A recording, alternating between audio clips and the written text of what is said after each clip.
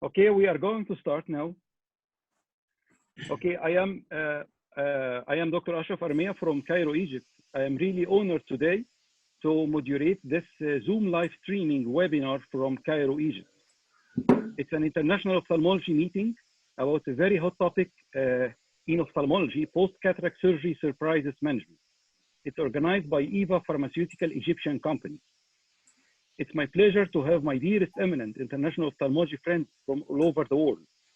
Dr. Sheraz Daya from UK, Dr. Fathy Fawzy from Egypt, Dr. Samer Hamada from UK, Dr. Ahmed Mostafa from Egypt, and Dr. Miltos Balidis from Greece. And now we are going to start our webinar. We are going to start our webinar with a very unique professor, Dr. Sheraz Daya. I'm going to share very small thing about him because he deserves it. I must admit it, that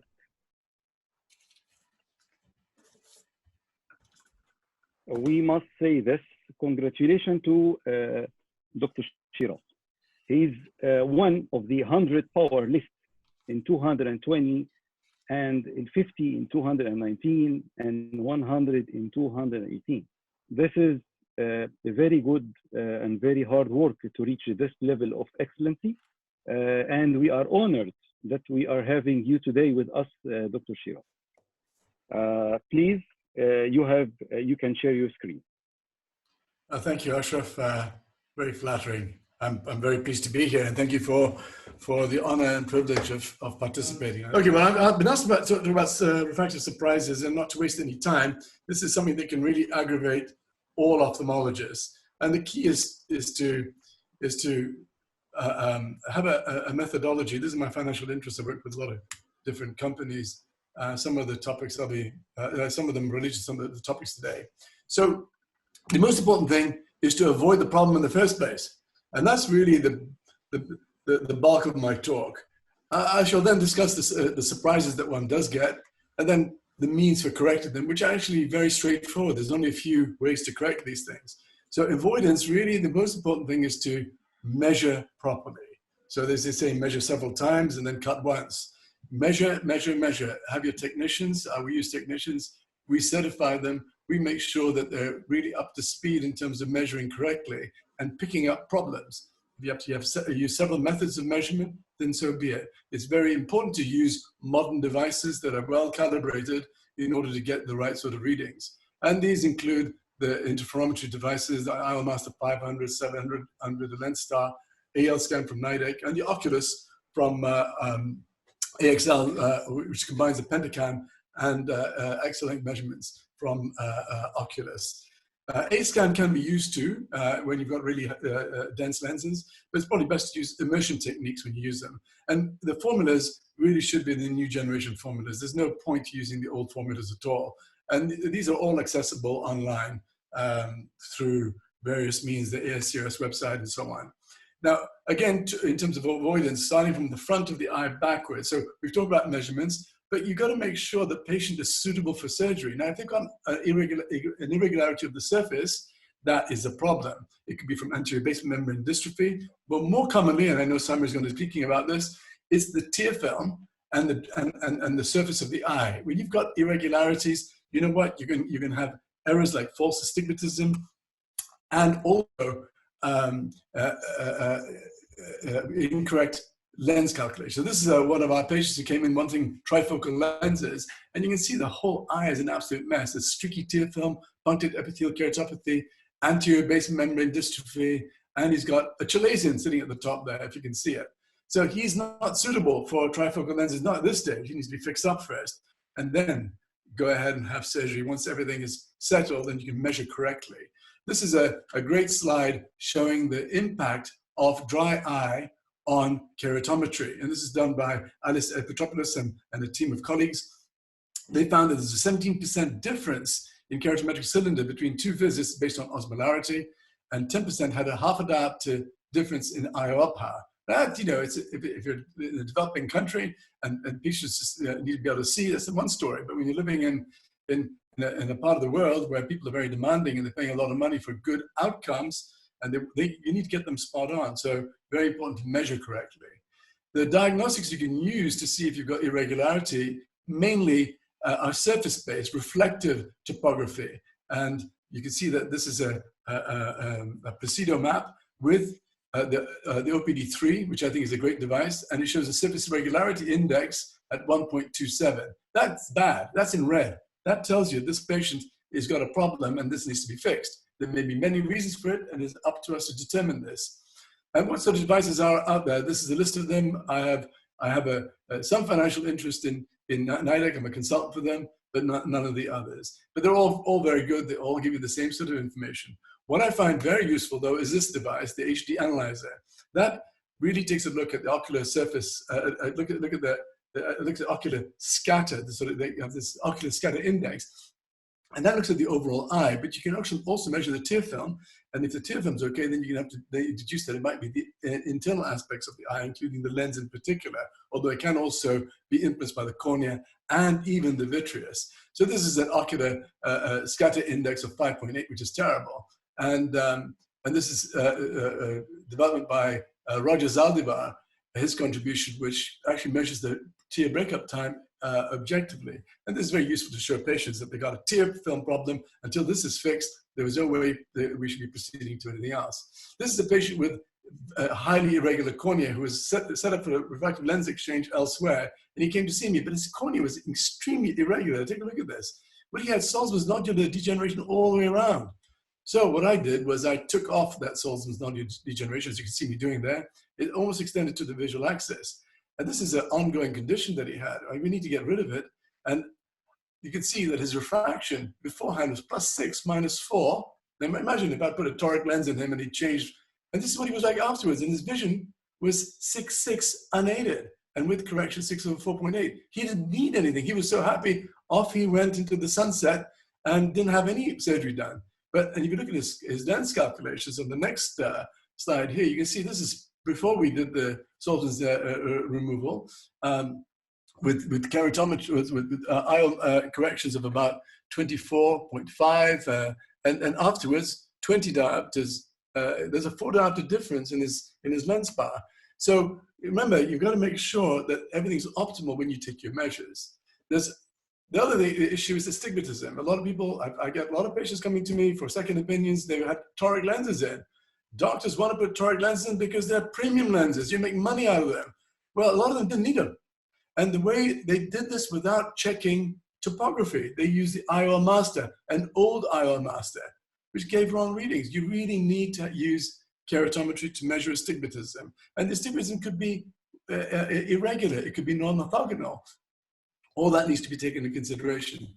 Then there's the choice of the procedure. What procedure will you use if somebody's got astigmatism? Well, this is our own data from 15 years ago, where we measured patients who had LRIs and toric lenses. So the ones in red are the ones that are LRIs. Here's me attempting to do an LRI for somebody with 4 diopters of astigmatism. Now, this is quite a long time ago. And I actually didn't do too badly, but I still undercorrected. And you see the trend line.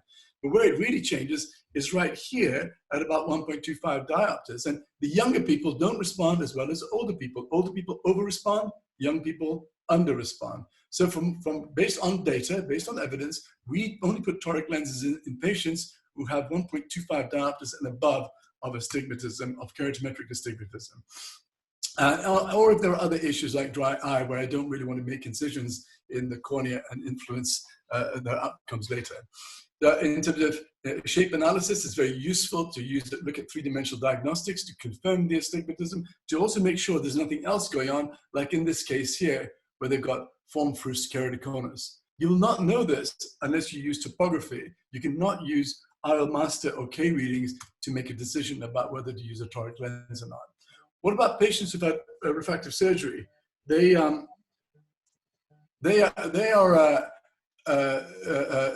Difficult calculations is another talk on its own, but what I tend to use is the Holiday keratometry readings on the Holiday report on the Pentacam, and I combine this with the Holiday 2. You can also use the Barrett True K, which is a good way to do this, using the historical K readings, so a historical refractive correction and no historical refractive correction. I say that's that's another talk for another day. And sorry, excuse me. There's a sorry. So this is the as I said, a talk for another day. But this is a source of big errors in refractive surprises. So be careful. If a patient's had refractive surgery before, be very careful there. So what kind of surprises can they get? Well, they can get spherical errors. They can get, they can be plus or minus. They have quite a lot of astigmatism. This could be induced by the incision, but more often than not, it could be from the lens moving or inadequate correction at the time of surgery. Some of them have multifocal lenses. They don't get the presbyopic correction they want. Much of the time, it's because of an underlying refractive error that needs to be corrected. Or it could be because they're adapting. They've not been counseled properly. That's another thing to worry about. So in terms of approaching the correction, you need to find out why. Ask why. There's always a reason. There's always a reason. Check the lens calculation. Check the accuracy and quality of the test. Correct the lens in the correct eye. Make sure that you put the lens in the correct eye. And I've seen patients come in and the doctors have mixed up the two eyes. In fact, mixed up toric lenses between the two eyes, which is just amazes me. I found it astounding. Look at the ocular surface. Was the ocular surface, compare it after surgery. I know somebody's going to talk about this, compared to before surgery. Did something change? Those medications we use can cause havoc. Then dilate the patient, do a full examination. Is the lens correctly centered?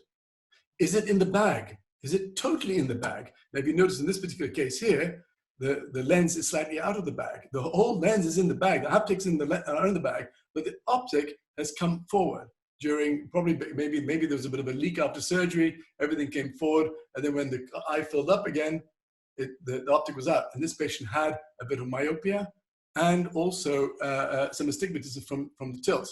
Now, these can be quite difficult to correct. They come to you too late. Look at the orientation of a toric lens if you put a toric lens in. So when you find out what the problem is, obviously it makes sense to treat the cause, but sometimes the cause may be difficult to treat because it's late in the day, or actually it's too small to treat. So what you need to do is take a look at the magnitude of error and look at the invasiveness of the choices that you have and balance it out. So what do I mean by this? Well, if it's the ocular surface, we'll correct this first and measure again later. In fact, sometimes we fix the ocular surface and the so-called refractive surprise is gone. Check lens positioning. If it's a tilt, correct it early. If it's a toric rotation, I usually wait 3 weeks for the capsule to contract, and then I rotate the lens. Because if I rotate it the next day, guess what happens? It moves again. So it's always better to let the capsule contract, tell the patient to be patient, and then go in and rotate back again into the right place. And I find that works very, very well. So if you don't want to get into the eye and the magnitude is small, what options do you have? Well, if it's astigmatism, you could correct using a limbo-relaxing incision. There are laser procedures that can be used, either photorefractive keratectomy, maybe even LASIK, and piggyback lenses are also another option. So limbo-relaxing incisions, this is if a patient has a multifocal lens and they've got 0.75 diopters or more, it may be that's causing the problem and making them upset with their vision. And this can be, this is an LRI done at the microscope, but it can be done with the slit lamp, and I often do this, especially if the astigmatism is a temporal or nasal. I'll just go ahead and be like Zorro and make the incision. But you're going to be pretty adept at doing LRIs if you're going to be doing them at the slit lamp. The femtosecond laser is what we use as a standard before surgery, and sometimes I do it if the magnitude is moderate. I'll do it again after surgery. In terms of laser refractive surgery, I prefer to do PRK because usually the magnitude of correction is quite small. But if you're going to do PRK, you really must take a look at the epithelial thickness maps of these patients. If you don't have access to it, find a friend who has epithelial thickness measurements and take a look, because if you do PRK, especially transepithelial film, any PRK, transepithelial or otherwise, you could have a second surprise afterwards. And I know because I have seen it. So the PRK is in my view, is preferable because there's a small refractive error, less chance for dry eye, but still, if they've got a dry eye, fix it first. And if you do LASIK, you want to do LASIK, why don't I do LASIK? Because when I put pressure on the eye, I could be opening up the incisions, the LRI incision, or even the main incision where I enter to do the cataract surgery in the first place. And that can change the power. And again, I might have to land up doing a further enhancement. And I do warn patients about this possibility. Piggyback lenses are great. We use them a lot, especially if they have a bit of dry eye or if they have form for keratoconus. I don't really want to be touching the cornea. Then I'll do that instead. So how do I calculate out the refractive error? I get asked this question a lot, so I'm going to answer it. I take the refractive error and I multiply by 10 and divide by 7. It actually works out to be multiplied by 1.42, and you've got your result there.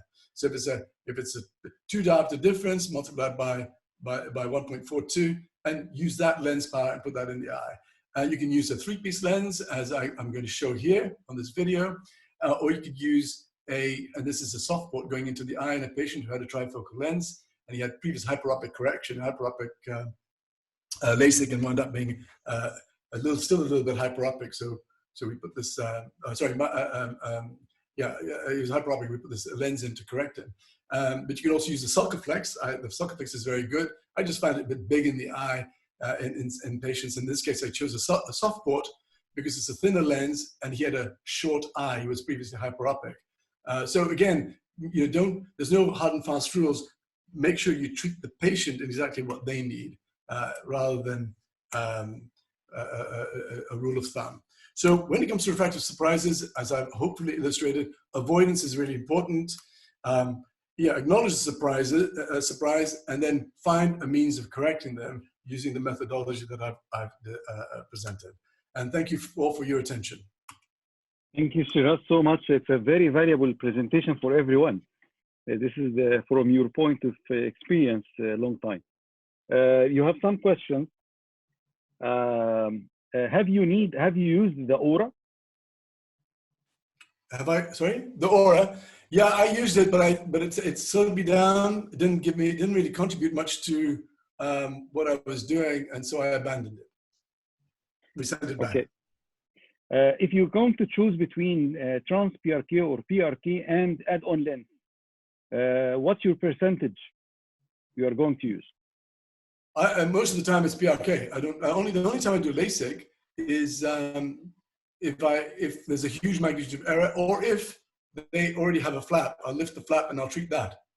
But otherwise, I avoid LASIK, only because when I did do this, I've been doing this a long, long time.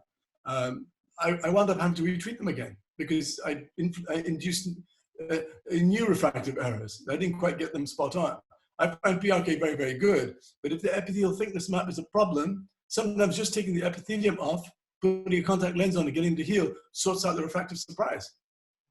Often they have an epithelial thickness variability because they have dry eye. So if you fix the dry eye and then you take the epithelium off if it persists, that often sorts out the problem. Usually it's astigmatism. Can I ask you, Sheraz? I mean, those patients often unhappy with the refractive surprise, and they just come to you. They want a quick fix. They don't really want to hear about give me PRK with 5 days of pain and discomfort. Do you find it sometimes challenging to tell these patients, I'm gonna do this surgery for you, which takes 5 days to recover?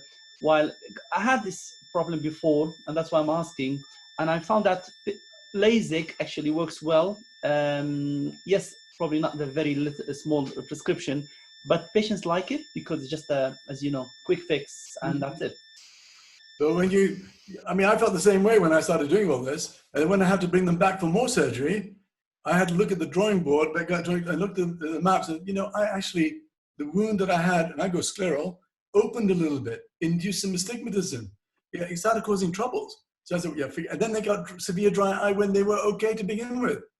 And they would say, doctor, this eye that you did the treatment on sees really well, but it gets really uncomfortable. Well, I don't want to hear about that. And elderly people, if they're in the cataract age group, they don't feel as much pain with PRK. And transepithelial PRK is fantastic. They notice the difference as soon as they get up off the table. You put a contact lens on, it's not that uncomfortable. They can see. And yes, it gets better again. Yes, you have a lot of questions. Why you wait 3 weeks for a notoric surprise? So I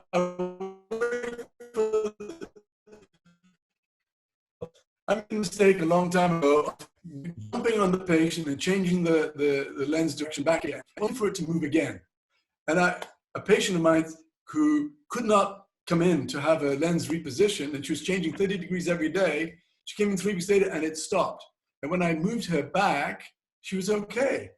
But patients had done in the past had kept moving. So I figure, you know, it makes sense. Let the capsule contract. Because why does it move? It moves because there's too much space in there, especially in myopic patients, right? The lens is all one size. The bag is a different size. It will move every time they blink. It's like a propeller, it goes around. But once the capsule contracts, then you open up the capsule in the direction you want to move the lens into place, get the viscoelastic out, and you're done. And it's hardly likely to move after that. Does that make sense? Yeah. Another question. That as well, Sheraz. The exception, I would say, physio lenses.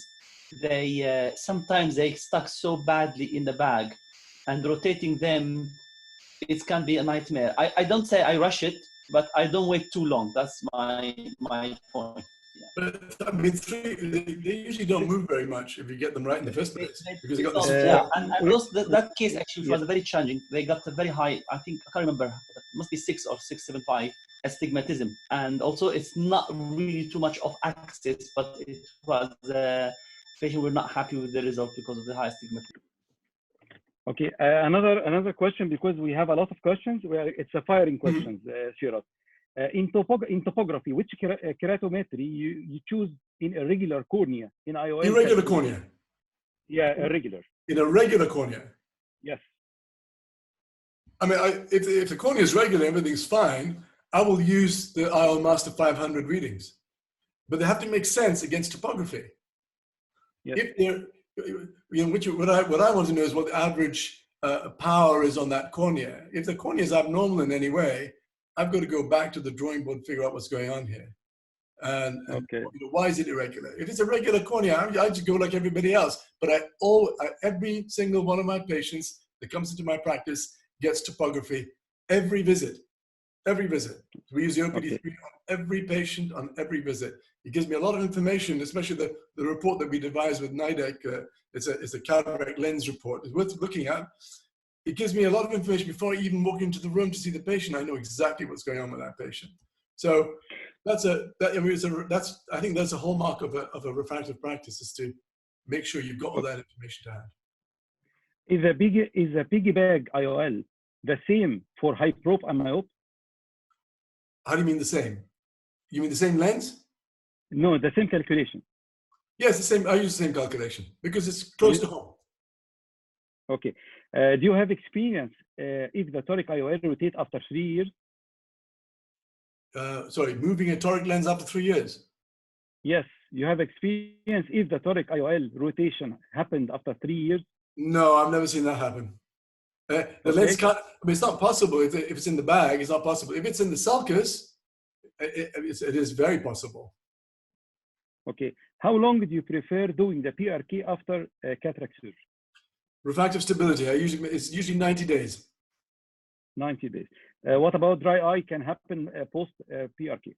Yeah, well, then I need to make sure they don't have dry eye. So every one of our patients that comes in, before refractive lens exchange or refractive surgery of any kind, even cataract surgery, we check Sheraz, we check the tear breakup time, we make sure the ocular surface is fine before we go ahead and do any kind of surgery.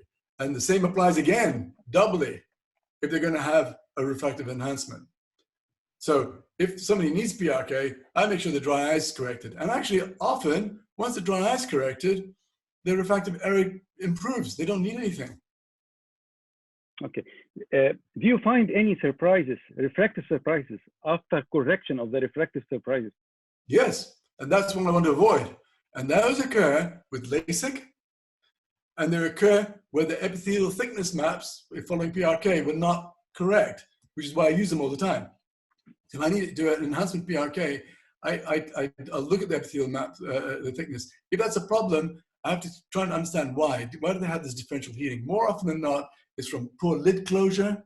They may have blink-like ophthalmos, or they may have some sort of dry eye or some sort of ocular surface inflammation or dysfunction. I need to correct that first. And often the epithelium improves, or they may have basement membrane dystrophy. But once I know what's going on, if the epithelial thickness is incorrect, I take the epithelium off, allow it to heal. And again, often that takes care of the problem. Thank you so much, Sheraz.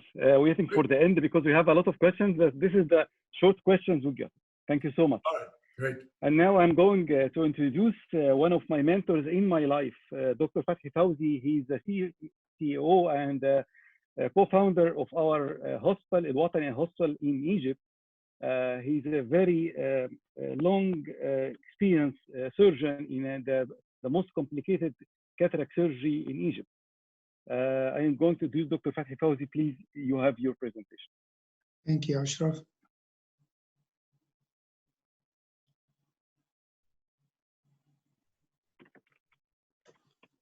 I hope you mean managing complication, not causing complications. The management of the complication happening. So what I'm talking about now, thank you, Ashraf, and happy to be here with you all. I'm talking about late in-back implantation for sulcus displaced IOLs. And I'm sure this would help, especially if you're talking about toric lenses and the surprises you might get when the lens rotates. I have no financial interest in any material shown. How did the story start? Actually, those patients who have displaced IOL in the sulcus complain of inadequate vision and monocular diplopia.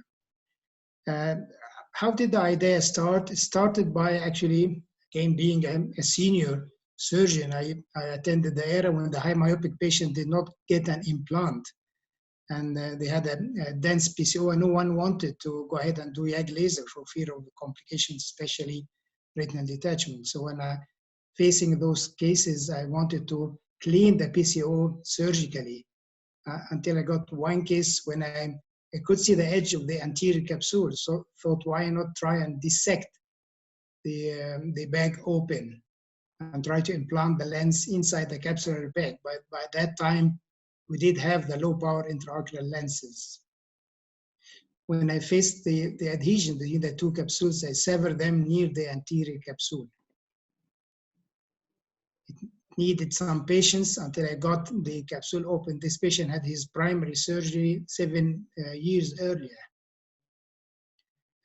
Once I had the bag open, I could implant the lens inside the capsular bag. You could see me here using the forceps to fold the lens to tell you how old this surgery was. We did not have the injectors at that time. Obviously, you get soft lens matter that had formed after the primary surgery. You need to clean that up.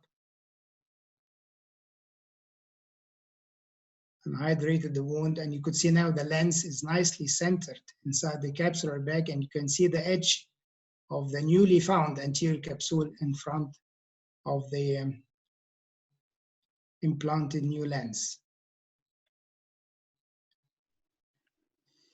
This peculiar white line I'm highlighting now actually is very important landmark. It tells you where the anterior capsule edge meets the posterior capsule, and at this white line you start your dissection.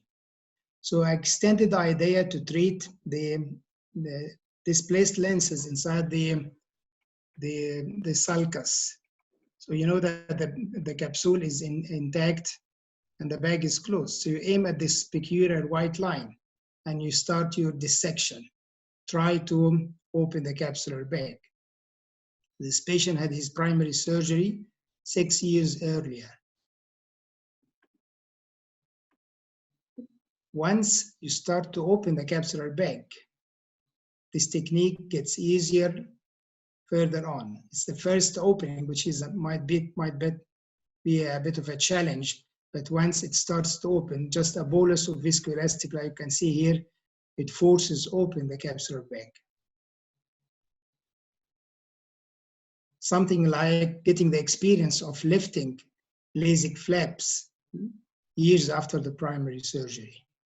Once the bag is open, then you can gently manipulating the already implanted lens into the newly opened capsular bag. It's worth saying that these patients that had trials of recentering the lenses and they get repeated displacement, that once they are entrapped inside the capsular bag, the lens stays central. This animation shows the simple idea of identifying the white line, picking up the anterior capsule edge, and combining mechanical and viscodissection to lay open the capsular bag that had been closed for many years.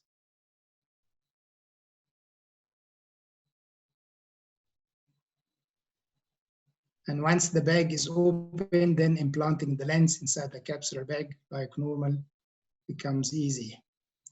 So this young girl had a refractive lens exchange for her high myopia, and she was not happy at all about her result and was referred to me, and I found that the lens was displaced in the sulcus with the intact posterior capsule and a closed bag for 3 years. So I started by polishing the posterior capsule.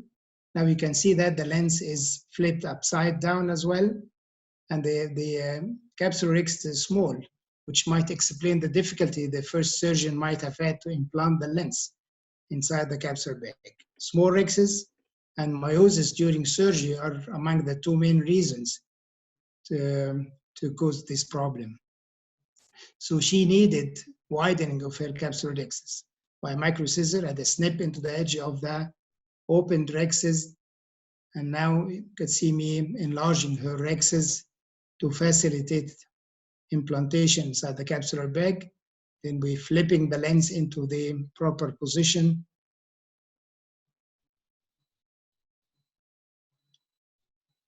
And re-implanting the lens inside the capsular bag. This girl actually was thrilled with the marked improvement in her visual acuity after surgery. This lady had her surgery 4 years earlier, and I could not do the dissection of the bag while the lens was there because she had a dialysis lower nasal, which I will show you. I could see that on the slit lamp. So I had to be careful during the dissection. I thought taking the lens out will give more room for the challenging dissection of the capsular bag.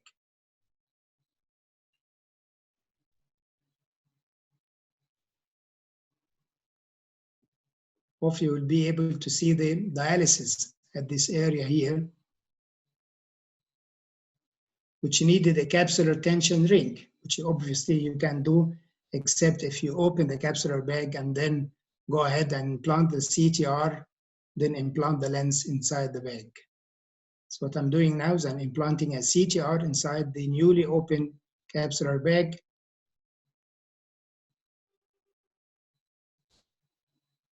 And now implanting the lens inside the bag. So now we sorted out her dense PCO, sorted out the displacement of the lens, and now the lens is stable with the CTR inside the capsular bag, and the lens is implanted properly. An important thing that you often face with these cases is the sommering ring, because the bag has been closed for quite some time. So you get often encountered with a thick sommering ring when you reopen the capsular bag.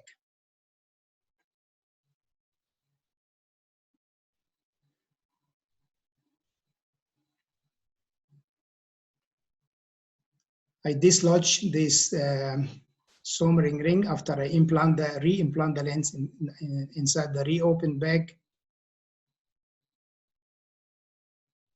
Then I go ahead with and remove the sommering ring using irrigation aspiration. I might still try emulsifying them. I saw Ashraf Armia doing them by phaco-emulsification, which I believe is a good idea. I saw him in a webinar 2 days ago.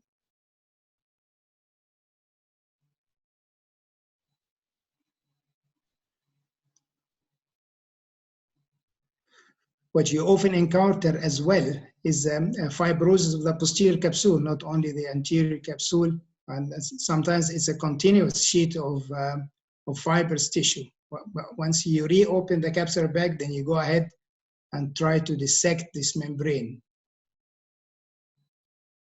Luckily, I've had some experience in doing vitreoretinal surgery at the beginning of my career, so I had the feeling of peeling epiretinal membranes and ILMs, so I get the feeling when you going to stop pulling and grabbing another point, and with some patients, you can peel off these membranes of the posterior capsule. So we've now cleared the posterior capsule and reopened the capsular bag. and we can go ahead and implant inside the capsular bag. And last two cases, this actually a patient of mine. I was training myself on hydro implantation, so that's implanting the lenses without using viscoelastic, getting ready for the shortage of viscoelastic after the COVID is over. Probably will have shortage of consumables. Actually, it works well, but in this case, it was a toric lens, and the pupil came down while I was implanting the lens. And oriented the lens in the proper direction. Patient was happy after surgery. I was making sure the lens is inside the bag, but the patient came 2 weeks later, were quite unhappy, and found the lens is like inside the pocket of the capsular bag. So one half of the lens is inside the capsular bag, the other half is outside. Dr. Sheraz was mentioning this about when you assess patient with toric lens, first make sure that the lens is implanted properly inside the capsular bag. So I used this technique. Now it was easy because it was a fresh surgery 2 weeks earlier. Reopening the capsular bag was quite easy. Then I re-implanted the lens inside the bag in the proper orientation. And then my last video to show you that life is not always easy. I had what I thought was a defect here. I was not quite sure whether it's a defect or a transparent part of the posterior capsular membrane. So anyway, I went ahead and dissected the capsular bag open, but this area of adhesion here at this point was quite tough. It did not open, so I thought of excising this adhesion near the edge of the anterior capsule, hoping that it's just a band of fibrous tissue, but unfortunately this led up to an opening in the posterior capsule.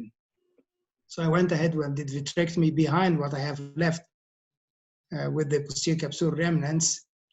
And luckily enough, I thought that the remnants of the posterior capsule could be quite enough to hold a single piece intraocular lens inside the capsular bag, but gently implanting the lens and slowly unfolding the lens until it stays inside the capsular bag.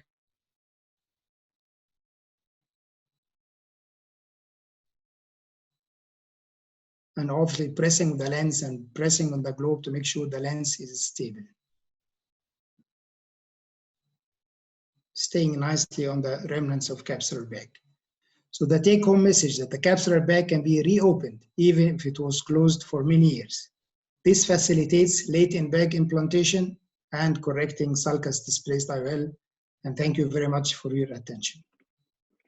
Thank you, Dr. Fathy, for this eminent dealing with the late in the bag implantation. It's not an easy, as it's shown. It needs a lot of experience for a long time to do like this. It's not an easy to save the posterior capsule to implant again in the bag.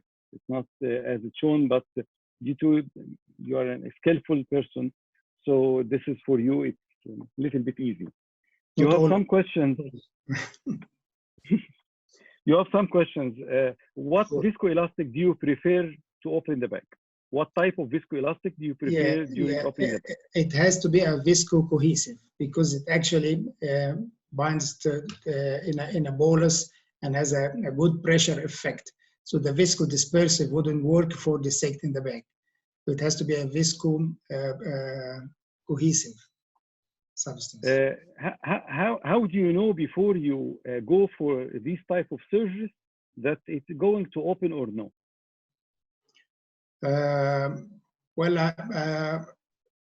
I would say in 95% of cases it opens up. It's like when you do flap lifting for a previously done LASIK case. You don't have a firm evidence, but you always have a go to lift the flap. For some reason, it doesn't adhere toughly except at the edge of the anterior capsule where you see this white line. Once you pass this and you start your first injection of the first bolus of viscoelastics, it opens up. It gets easier and easier further on during the course of the surgery.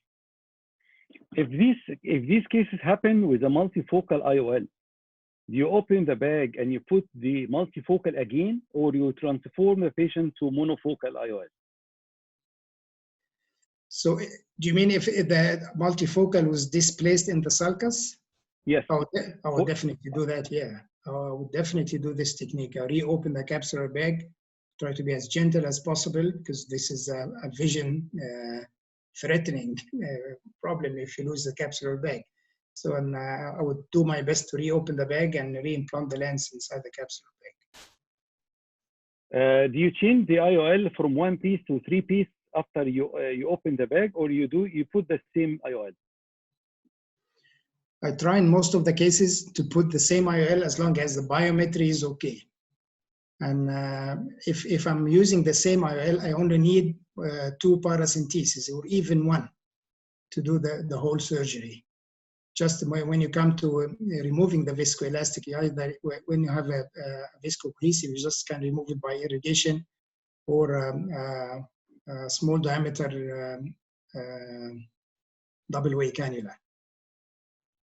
How many of your cases you couldn't put in the bag again and you put it in the sulcus?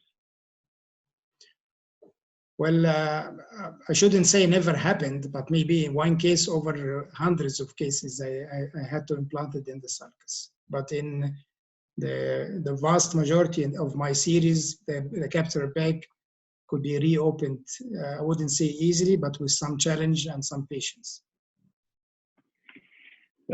Thank you so much, Dr. Fathy. And you have a lot of questions we are going to answer at the end for everyone. Thank you, Ashraf. Okay, if I can take over from you, Ashraf, for a minute. Yes, sure. I just want to say a couple of words, and I would say it gives me a great pleasure to introduce you for the next talk. I'm sure most people will know you. For those who don't know you, Professor Ashraf Armia, he's a very well-known, reputable consultant ophthalmologist, specialist in cataract, refractive, and the anterior segment reconstruction. He's actually a very good friend of mine, and I'm very proud of his friendship. He had more than 20 years experience in ophthalmology with a lot of knowledge and skills. He doesn't like to keep the wealth of knowledge to himself. He likes to share. That's why you see him very active on various national, international conferences, webinars.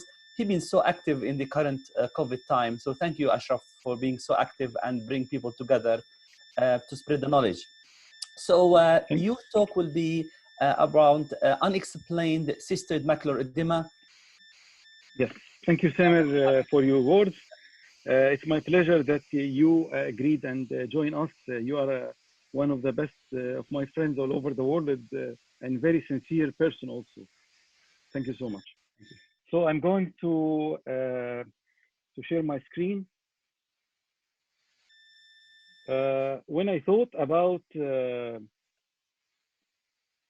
this presentation as a topic, I'm not a posterior segment surgeon, so I should admit in the front page that I'm going to talk about cystoid macular edema unexplained from anterior segment view perspective. I'm not a posterior segment surgeon.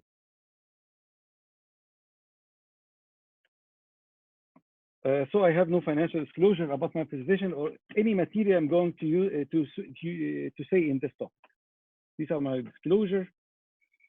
When I prepared this presentation, I looked for a lot of papers in PubMed, and most of them was very recent. It means that this topic is till now it is a controversy topic for most of us. It's most of the papers 2020, 2020, 2019. All these are talking about the same cystoid macular edema. In uneventful phacoemulsification, it was straightforward, and this is what happened. Especially, it's bilateral. Also, some cases happen bilateral for the patient.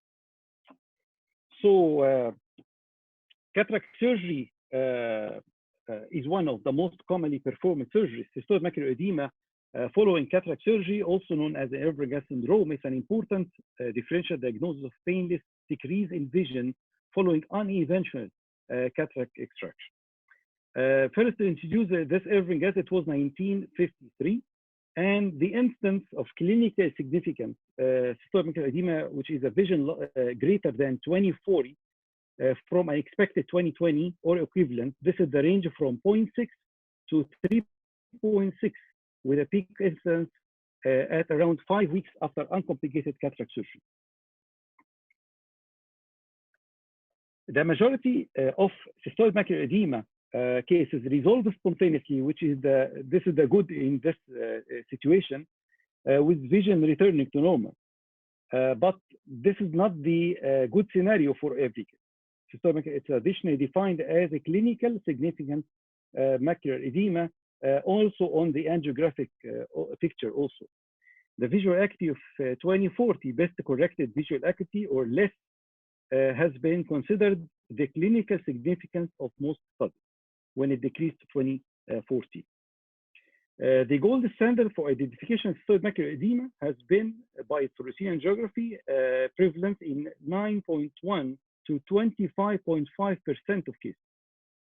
A measurement of the macular thickness with an optical coherence OCT does correlate with the visual impairment.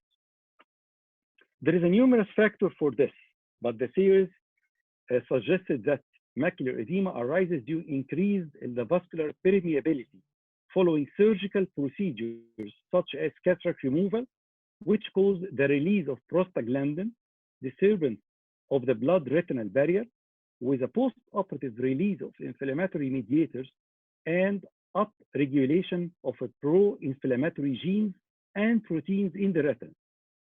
Also, if there is unnoticed extent of vitreomacular traction or taut epiretinal membrane you didn't notice before surgery. What is the pathophysiology of mechanism? It's an excessive surgical trauma lead to increased inflammation, which triggers the cascade inflammatory reaction, leading to conversion of arachidonic acid to prostacyclin, prostaglandins, thromboxanes, leukotrienes, and other inflammatory mediators. These inflammatory mediators cause the breakdown of a blood-retinal barrier that ultimately increase the retinal capillary permeability and the extracellular fluid accumulation. Also, this is what leads to the petaloid pattern, which we usually see on fluorescein angiography. Also, the hyperfluorescence of the optic nerve, it's a late stage of fluorescein and due to the late staining with the vascular tortuosity. Also, increase the macular thickening in cystoid empty spaces, leading to the petaloid pattern.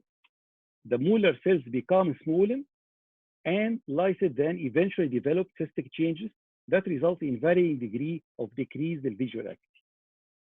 The determined effect in the visual acuity may occasionally be persistent that lead to permanent visual loss.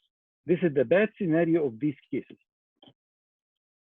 Very important to highlight it, that if you find a bilateral cystoid macular edema in uneventful phacoemulsification, look for systemic disease like Crohn's disease and systemic infection.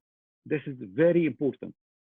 And also the proposed etiological factor include inflammation, vitreostraction, and hypotony in the first 24 hours after surgery. The surgically induced trauma, which is the iris, ciliary body, lens epithelium, making disturbance in blood aqueous barrier, resulting in the release of the mediators, what we said.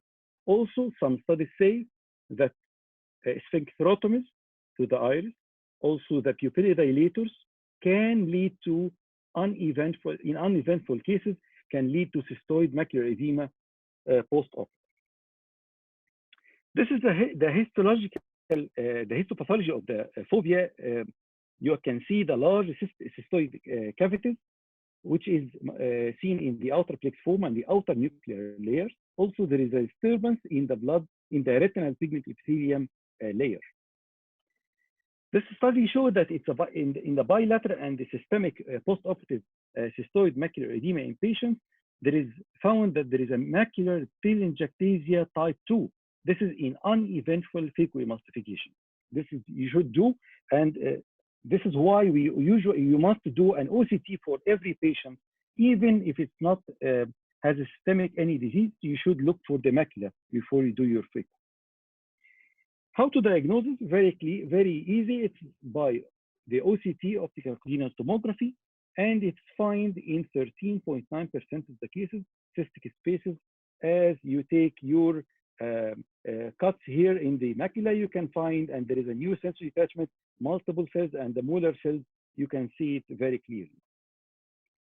Also, very important to see, this is, they found it that there is hyper-reflective dots in the pre-retinal vitreous of the patient who underwent cataract surgery uneventful, and you have a cystoid macular edema not explained.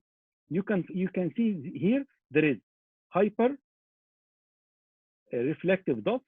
These they explained by that these hyper-reflective dots due to from the lens fragment or represent the co-glutination of the inflammatory cells or the epithelial cells released from the ciliary epithelium due to surgical trauma or perhaps denuding the collagen fibers. This is very significant relation between these vitreous hyperreflective dots and the pseudophakic cystoid macular edema unexplained. You should usually see this in the OCT pictures. In fluorescein, as you know, everyone knows, this is a petaloid pattern and the late staining of the optic disc. So how we can make a prophylaxis this to happen? Recommendations say that topically applied non-steroidal anti-inflammatory reduces the prostaglandin synthesis by inhibition of the cyclooxygenase 1, the COX-1, and the cyclooxygenase 2 enzyme, which decreases the post-operative inflammation for the patient.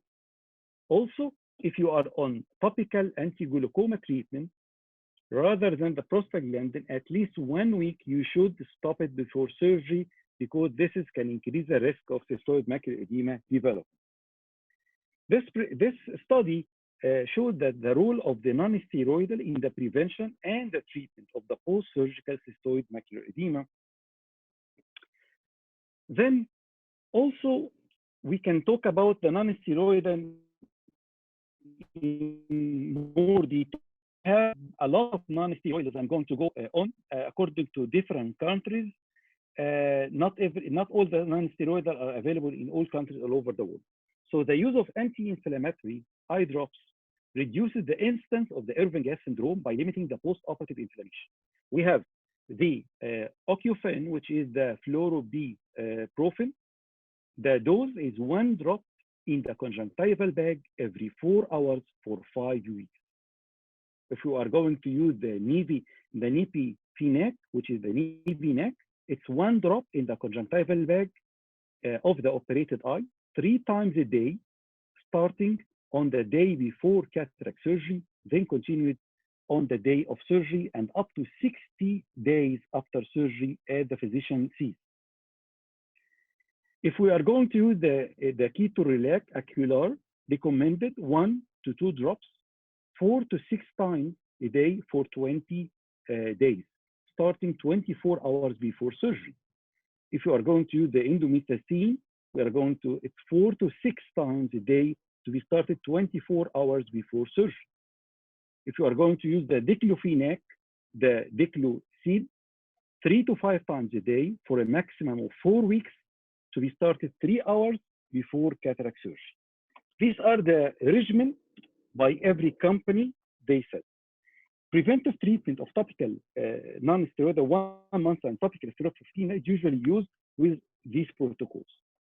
There is a new era of the non-steroidal called the Promfenac 0.1. The dose is, this is the only non-steroidal that we can use twice a day, which is brominated non-steroidal anti-inflammatory with a strong anti-inflammatory potency. It's usually it's well tolerated when given alone or in combination with intravitreal anti-VEGF treatment or topical corticosteroid or topical mast cell stabilizers. If it happened already how can we cure these patients?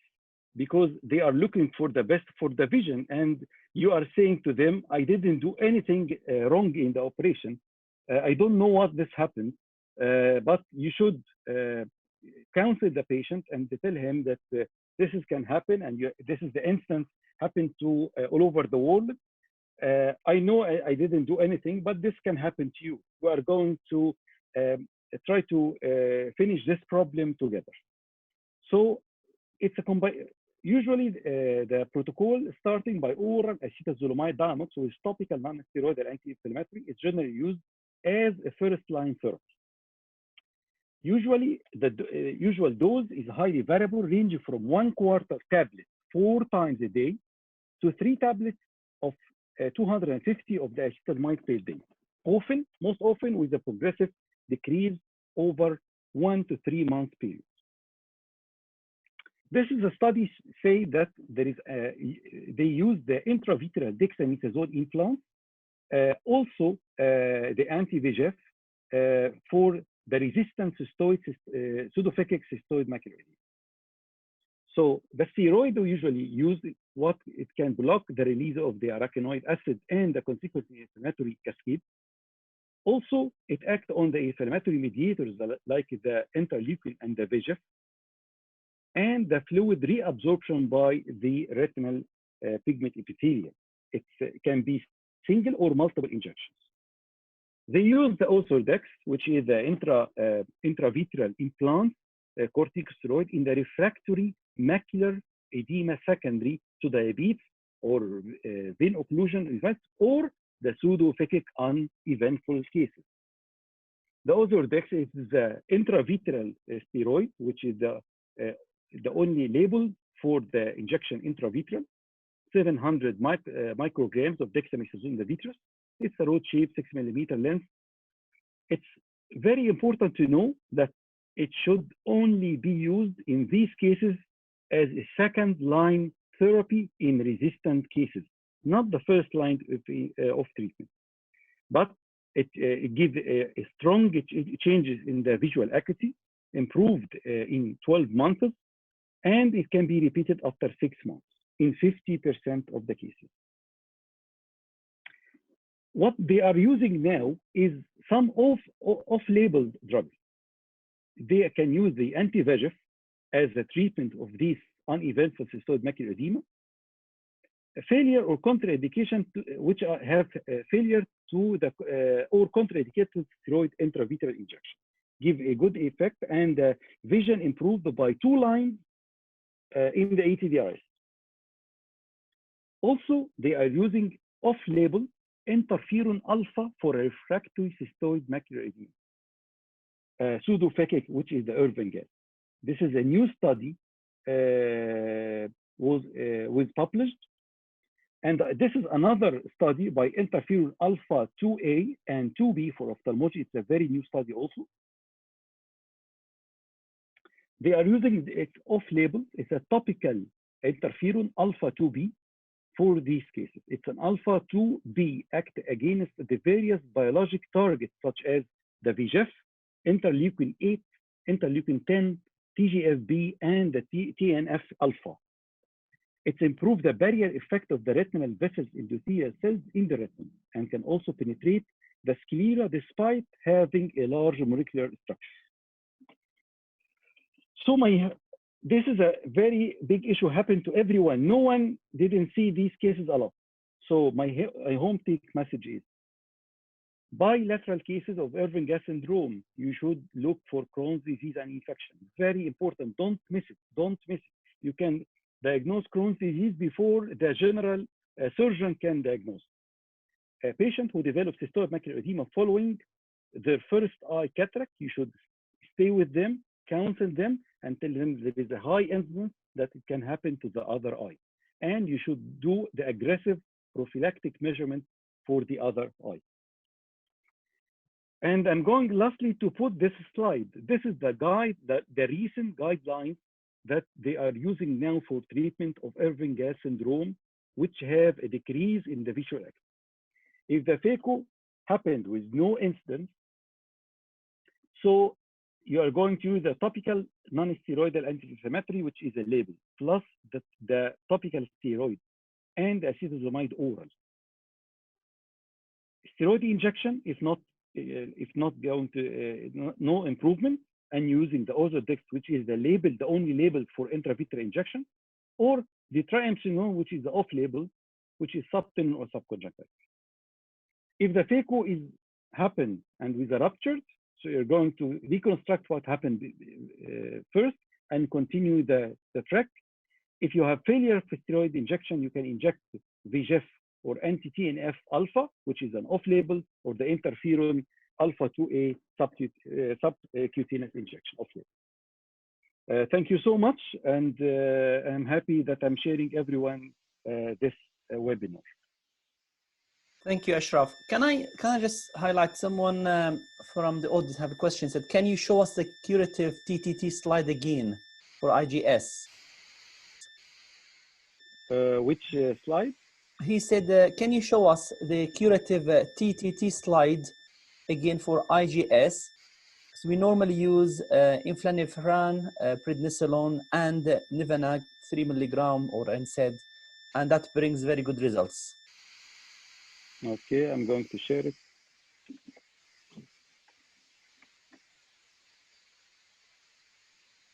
This one?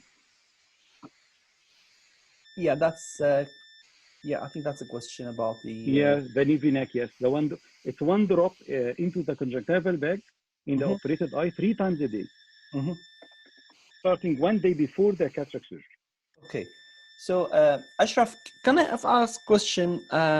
You have a patient, what things tell you that, first of all, do you use NSAIDs as a routine in your cataract operation? And 2, if not, do you have a selective, like a group of patients where you prefer to use NSAIDs for them? Yes, non-steroidal anti-inflammatory, I usually use it for diabetic patients, long-standing, even if there is no diabetic changes at all. Any uveitic patient have a history of uveitis or anterior cyclitis, and now he's totally cured with nothing in the eye, I usually start. Any patient with immunosuppressive diseases, I usually start. Any patient under having systemic diseases and he has a long-term using like a bronchial asthma, he has a chronic diseases for long time, I usually start non-steroidal anti-inflammatory. Okay. With the cataract surgery. Nice. So someone... Can I just add an for the panel? What about recurrent cystoid macular edema? You treat it once, it comes down, and then after 3-4 months, it happens again. And we see that sometimes in transplant, corneal transplants, post-op, they see that they come again and again. What is your regime? I mean, what I'm doing basically on the second time or the third time, I just put them on a non-steroidal for a long term, like 6 months, maybe more. But is there anything else that we can do if we have this recurrency? What is your point? Usually, if I have a recurrence and I didn't inject intravitreal steroid, this is my policy. If I have a recurrence in the first 3 to 6 months, I go for injection of steroid. If you have done this, if you have passed this this step, you have done the injection on the second, and then you have it again after 6 months or a year. On I repeat the OCT, and I'm going to look for any thought if retinal membrane have developed, because recurrent or chronic cystoid macular edema usually happens if there is missed epiretinal membrane, or if the patient is systemically have a problem. Okay.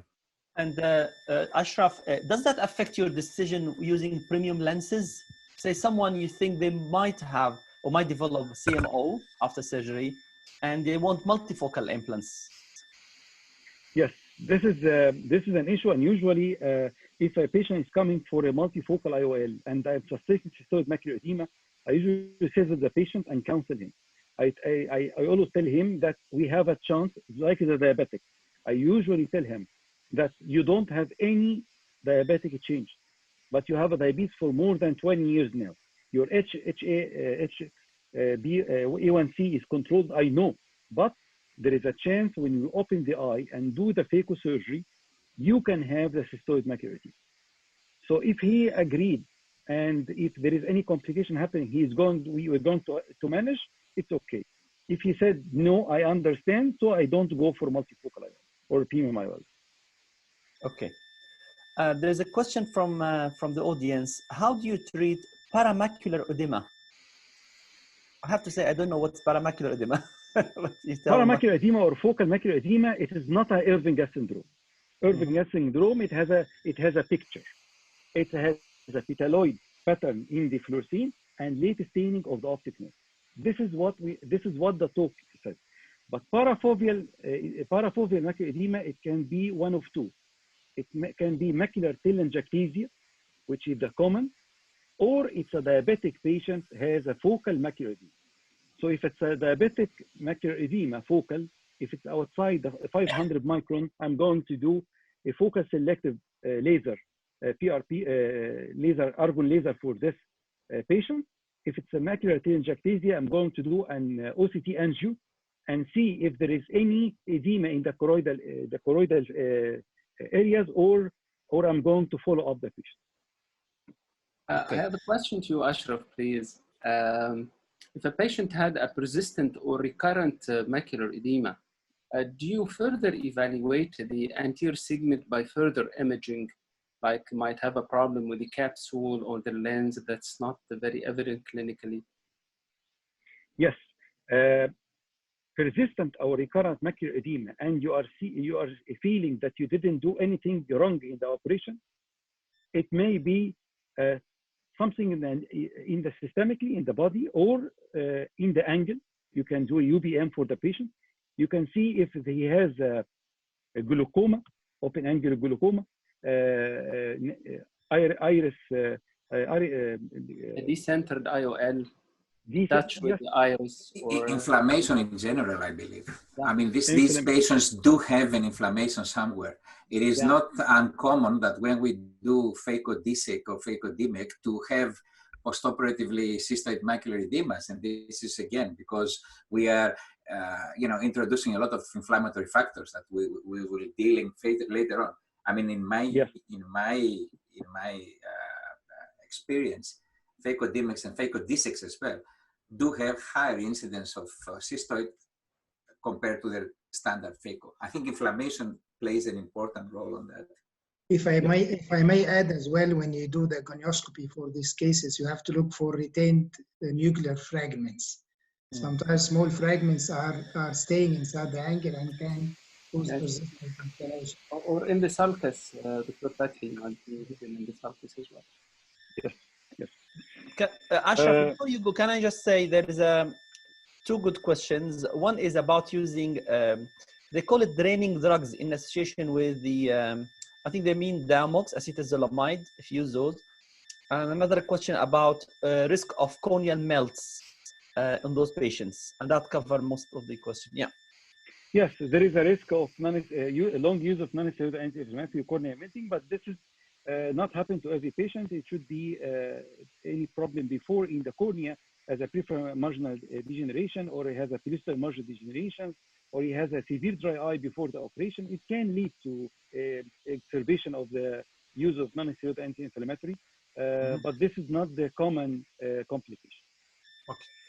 So now I'm going to introduce a very sincere friend to me. He's a very talented all over the world in dry eye diseases and ocular surface management of any problem. Dr. Hamada from UK, he's one of the experts in dealing with cases of dry eye by all grades. He's a very known in this field worldwide. Please, Samer, you have your presentation.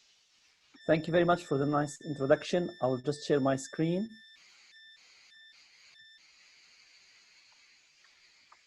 Can you see me well now? Yes, perfectly.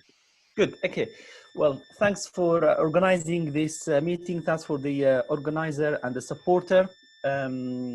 So my bit here today is about dry eye disease on those patients who undergo the cataract operation. And the point I'm going to cover is who are those unhappy patients and why dry eye affects the outcomes of cataract operation. We need to know who is at risk and the management from the time before the surgery, which I think is very important, to intraoperative and then post-operative. So let's start to think about what are these most predictable or most unpredictable surprises. So as a term says, surprise means that you're talking about a complication you're not expecting.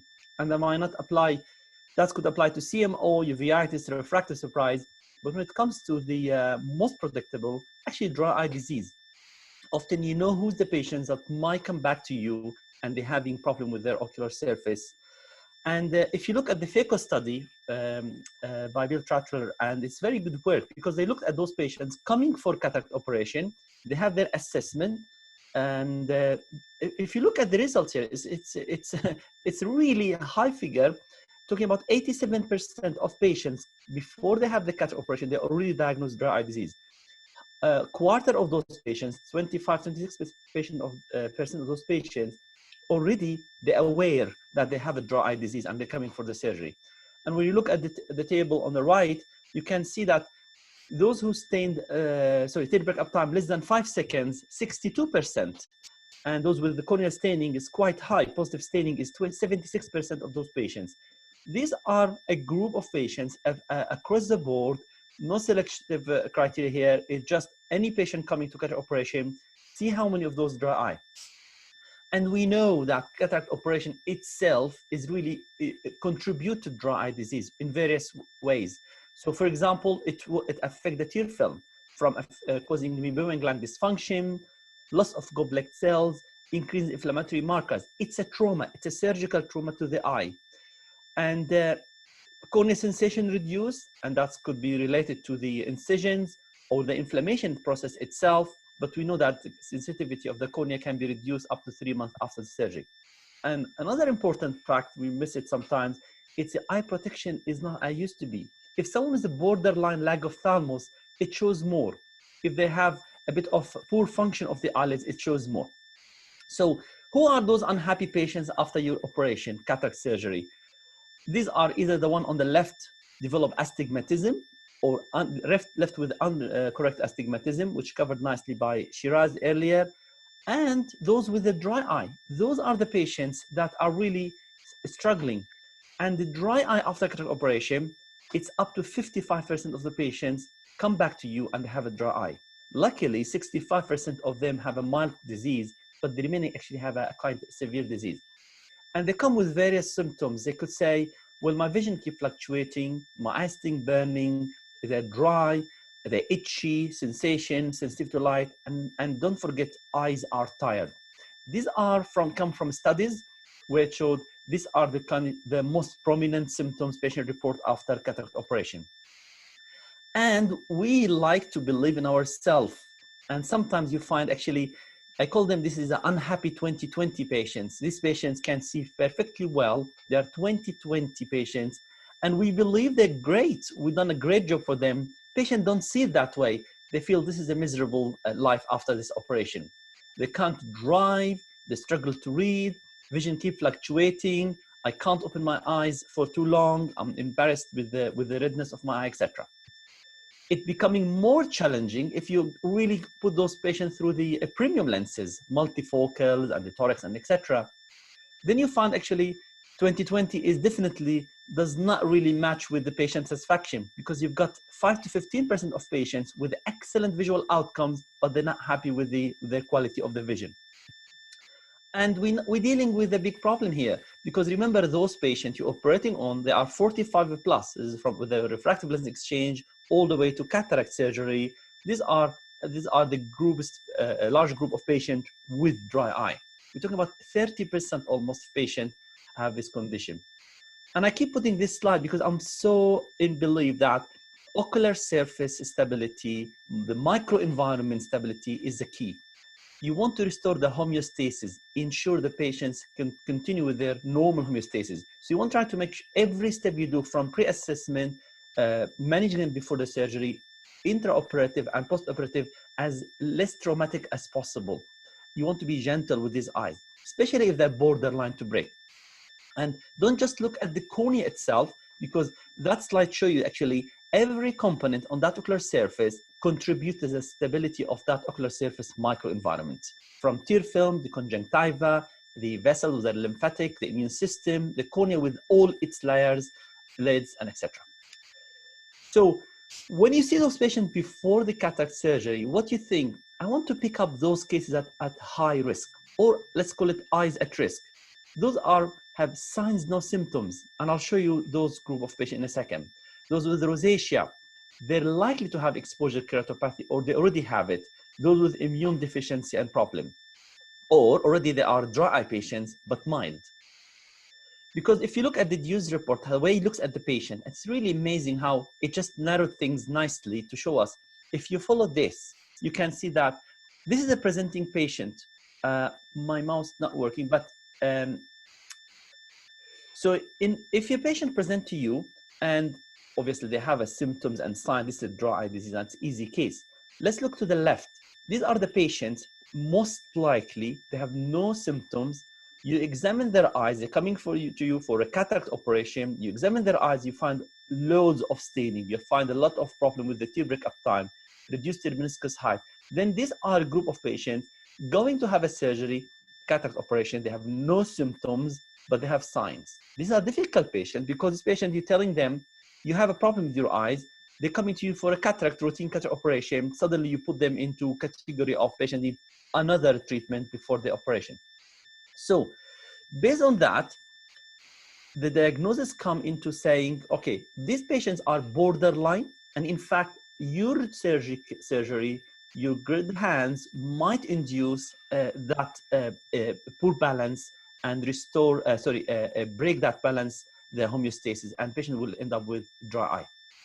And Dew's showed you a nice way how to diagnose dry eye disease. So basically, the patient will come to you complaining of problems. So it must have a symptoms, and those patients show one of the signs such as tear break-up time less than 10 seconds. They have an ocular surface staining more than 5 spots on the cornea or 9 on the conj, and they have osmolality. One of those 3 enough with symptoms. So if you look back again here, you find those patients asymptomatic with signs, they're still not a dry eye patients. It's just the symptoms will start to show up after the operation. And you probably better to use validated questionnaire. So nice to ask these questions to the patients. Routine, if you like, if you really want to minimize to certain group, then those patients at high risk, then you can ask them these questions. I like to introduce what you do already, but just reminder basic to everyone is it's called 2 minutes test. The 2 minutes test is basically 1 minute is you doing the fluorescein drop, and I'll encourage you all to use the fluorescein strip. And if you just drop that fluorescein in the eye, ask the patient to blink. That's the first minute. And while they're blinking, look at the slit lamp. You measure tear break-up time. You measure tear meniscus height. By the time they pass 30 seconds, now you start to show the staining. Staining will not show straight away, so you have to wait a little bit. In the second minute, you start, I mean, that's probably throughout the observation, but you look at the lid margin. You try to assess, is the eye red, the lid margin inflamed, what's like the telangiectasia, thickening, etc. And then you do the dynamic examination, that pressing the glands, pressing them to see what's coming on them. I would like to see what the type of mebum come, and I'd like to see whether these glands are obstructed or running flow nicely. If you have the luxury to have all these devices, obviously you can measure the tear film thickness and the lipid layers, etc. Now, remind you just a blink. A blink in ophthalmos is very common. This patient, look at her, she's a dry eye patient, she doesn't blink fully. And if you observe her carefully, you find that she had this long blinks. This is called extended blink closure. This lasts 6 times more than the normal subject. Those are patients, they don't blink fine, but then after every few blinks, suddenly happen, they feel, oh, my eyes are so dry, and they blink so forcefully. And you can call this called micro sleeps, if you like. This is kind of in a fatigue status.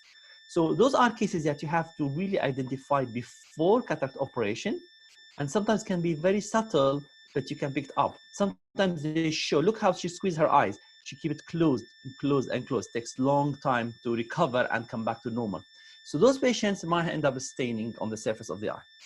And one thing, and we still before the surgery now, remember the psychology. And why this is important, through this talking to patient, You can't gather information.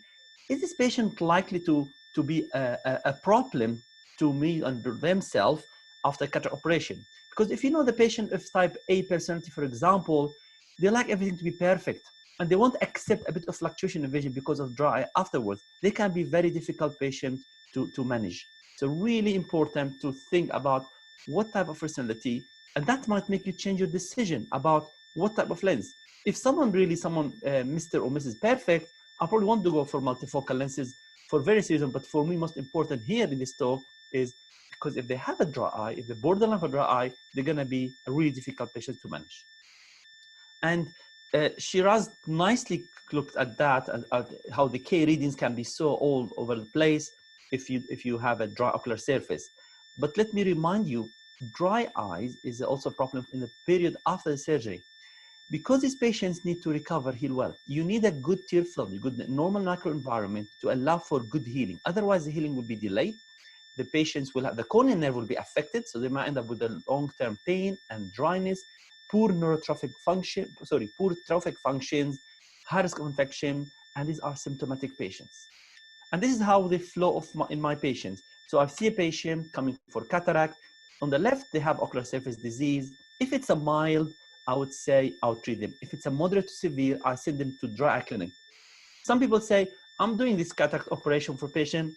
I don't want to run a dry eye clinic here. Fine. Either you separate those patients and treat them as dry eye clinic or refer them somewhere else. So let's go back to those mild cases. Those can benefit from 2 to 6 weeks of MGD management, mask, massage, etc. They come back after 2 to 6 weeks. They assess. If they still have ocular surface disease, I'd probably go to another layer of anti-inflammatories, plugs, thermal treatment, meboflow, etc. If that's still disease, then they have to go to dry. They need more management, obviously. If there's no ocular surface disease, when I say OSD, I mean anything, including dry eye. Then those patients can proceed with the surgery if they manage well. So no surgery unless I'm convinced that ocular surface is nicely controlled.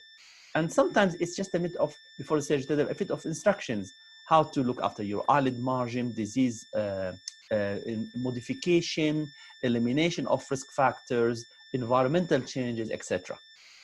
Omega-3 supplement. I look by the evidence. We know these 4 items got a strong evidence to support them: the eyelid hygiene, AMG expression, the tetracyclines, and cyclosporine. And don't underestimate how important these patients are prepared. Almost all my patients will go through this: lid hygiene, heat application, at least 2 weeks before the surgery. And the way they massage the gland is very important, but we don't want to go in depth in that. Flaxseed oil, really important. I give them the supply. The earlier they start for surgery, the better. A lot of patients start on topical cyclosporine. Again, remember, it's not gonna work in a week or 2. You have to start them quite good 6-8 weeks before the operation itself. A lot of them, they come for a thermal treatment and meibomian gland expression within the week before the operation, and that works very well for them. Especially, the compliance can be very poor with those patients. Now, in the operation itself, you want to make it a gentle surgery. You want minimal trauma. You want to be minimally invasive. You want to protect the surface. Avoid those topical anesthetic drops, the tetracaine, which is really toxic to the ocular surface. Use of viscoelastics, HPMC to cover the cornea. Allow the eye to go through this quickly, happily, with minimal inflammation. And don't forget using topical and subcorneal steroids as required. Now, after the surgery, always think dry eye. If the patients come to you and they say, vision fluctuating, I'm not really happy, something not right, think dry. Sometimes they just tell you, my eye's tired, don't know what's happened to me, I'm not sure. This is think dry eye. Use artificial tears. You give them preservative-free drops. We said avoid NSAID because yes, in inflammatory, severe inflammation, the cornea melt can happen. And continue ocular surface treatment as before. They start before, and don't forget anti-inflammatories like cyclosporine might be beneficial here. Be prepared, and you need to tell these patients management can be long-term, and our exchange might be even required. And don't forget, some cases can go really bad, and the patients end up with the medical legal issues with them. In terms of treatment, I don't want to go through the layers of treatment, but what I'm trying to highlight here, yes, step 1, as used advised, they've got a lot of small things, simple things like modification, elimination, addition, looking at the risk factors, lid hygiene, etc. But don't be afraid to jump into a measurement in step 2 or 3, where you can do some in-office treatment, the IPL, amniotic membranes, serum eye drops in the very bad cases, and even punctal plugs, etc. So management is very important. The way I think about the ocular surface inflammation and management, I think, okay, I need depends on the level of the disease severity, and look at level of inflammation, how bad is the MG function, and tear homeostasis, and I choose one of those treatments listed here. The one highlighted in red are the one that got good evidence behind them. So I'll finish with these 2 slides. So how to choose the right treatment? Well, you have to think about, do I know the etiology here? Do I know why this happened? Is just a cataract, or the patient have pre-existing disease that's just showing off now? And about severity, severe disease, be aggressive, and you need to treat early. No point waiting too long, because the earlier the better. Otherwise, you allow more inflammation, and the vicious circle goes on and on. And think about, obviously, risk-benefit of any therapy to give the patients. So the key messages from my talk here is, before the treatment, and this is where you need to start treat. You have to treat those patients before they ever are in theater. You have to be well in advance. You have to think whether you want to use premium lens for those patients if you think they might be a dry eye patient or have a problem. And psychology of patient will help you to know that whether this patient will be really suitable or not for that. In the operation, as I said, try to have some modification of the surgery to your routine surgery to make sure the inflammation is controlled and minimal. And after surgery, think dry eye disease if the patient is not happy with the results and the refractive look fine, and really, as I said, aggressive early post-op management. But always please remember, wherever you are in stage pre, during, or post-op, you try to keep the ocular surface microenvironment as stable as possible. And thank you very much. Thank you, Samir, so much. It's a very informative, really, presentation about dry eye, and every one of us can do a perfect cataract operation, and the patient is still unhappy. He can see 6/6, but he's not happy at all. Yeah. This is we face it a lot in our practice, and because we miss the dry eye, this is happening. You have some questions? Does topical tetracycline has the same effect as systemic administration? Well, we have a very limited access to topical tetracycline. We have azithromycin topically, and I don't have a big study group to describe, but I use azithromycin on some patients, and I don't think the numbers I have treated enough to give evidence, but yes, it works for some patients, it doesn't work for others. I don't know if Sheraz can have any experience from UK, because in the UK we have a limited topical tetracyclines.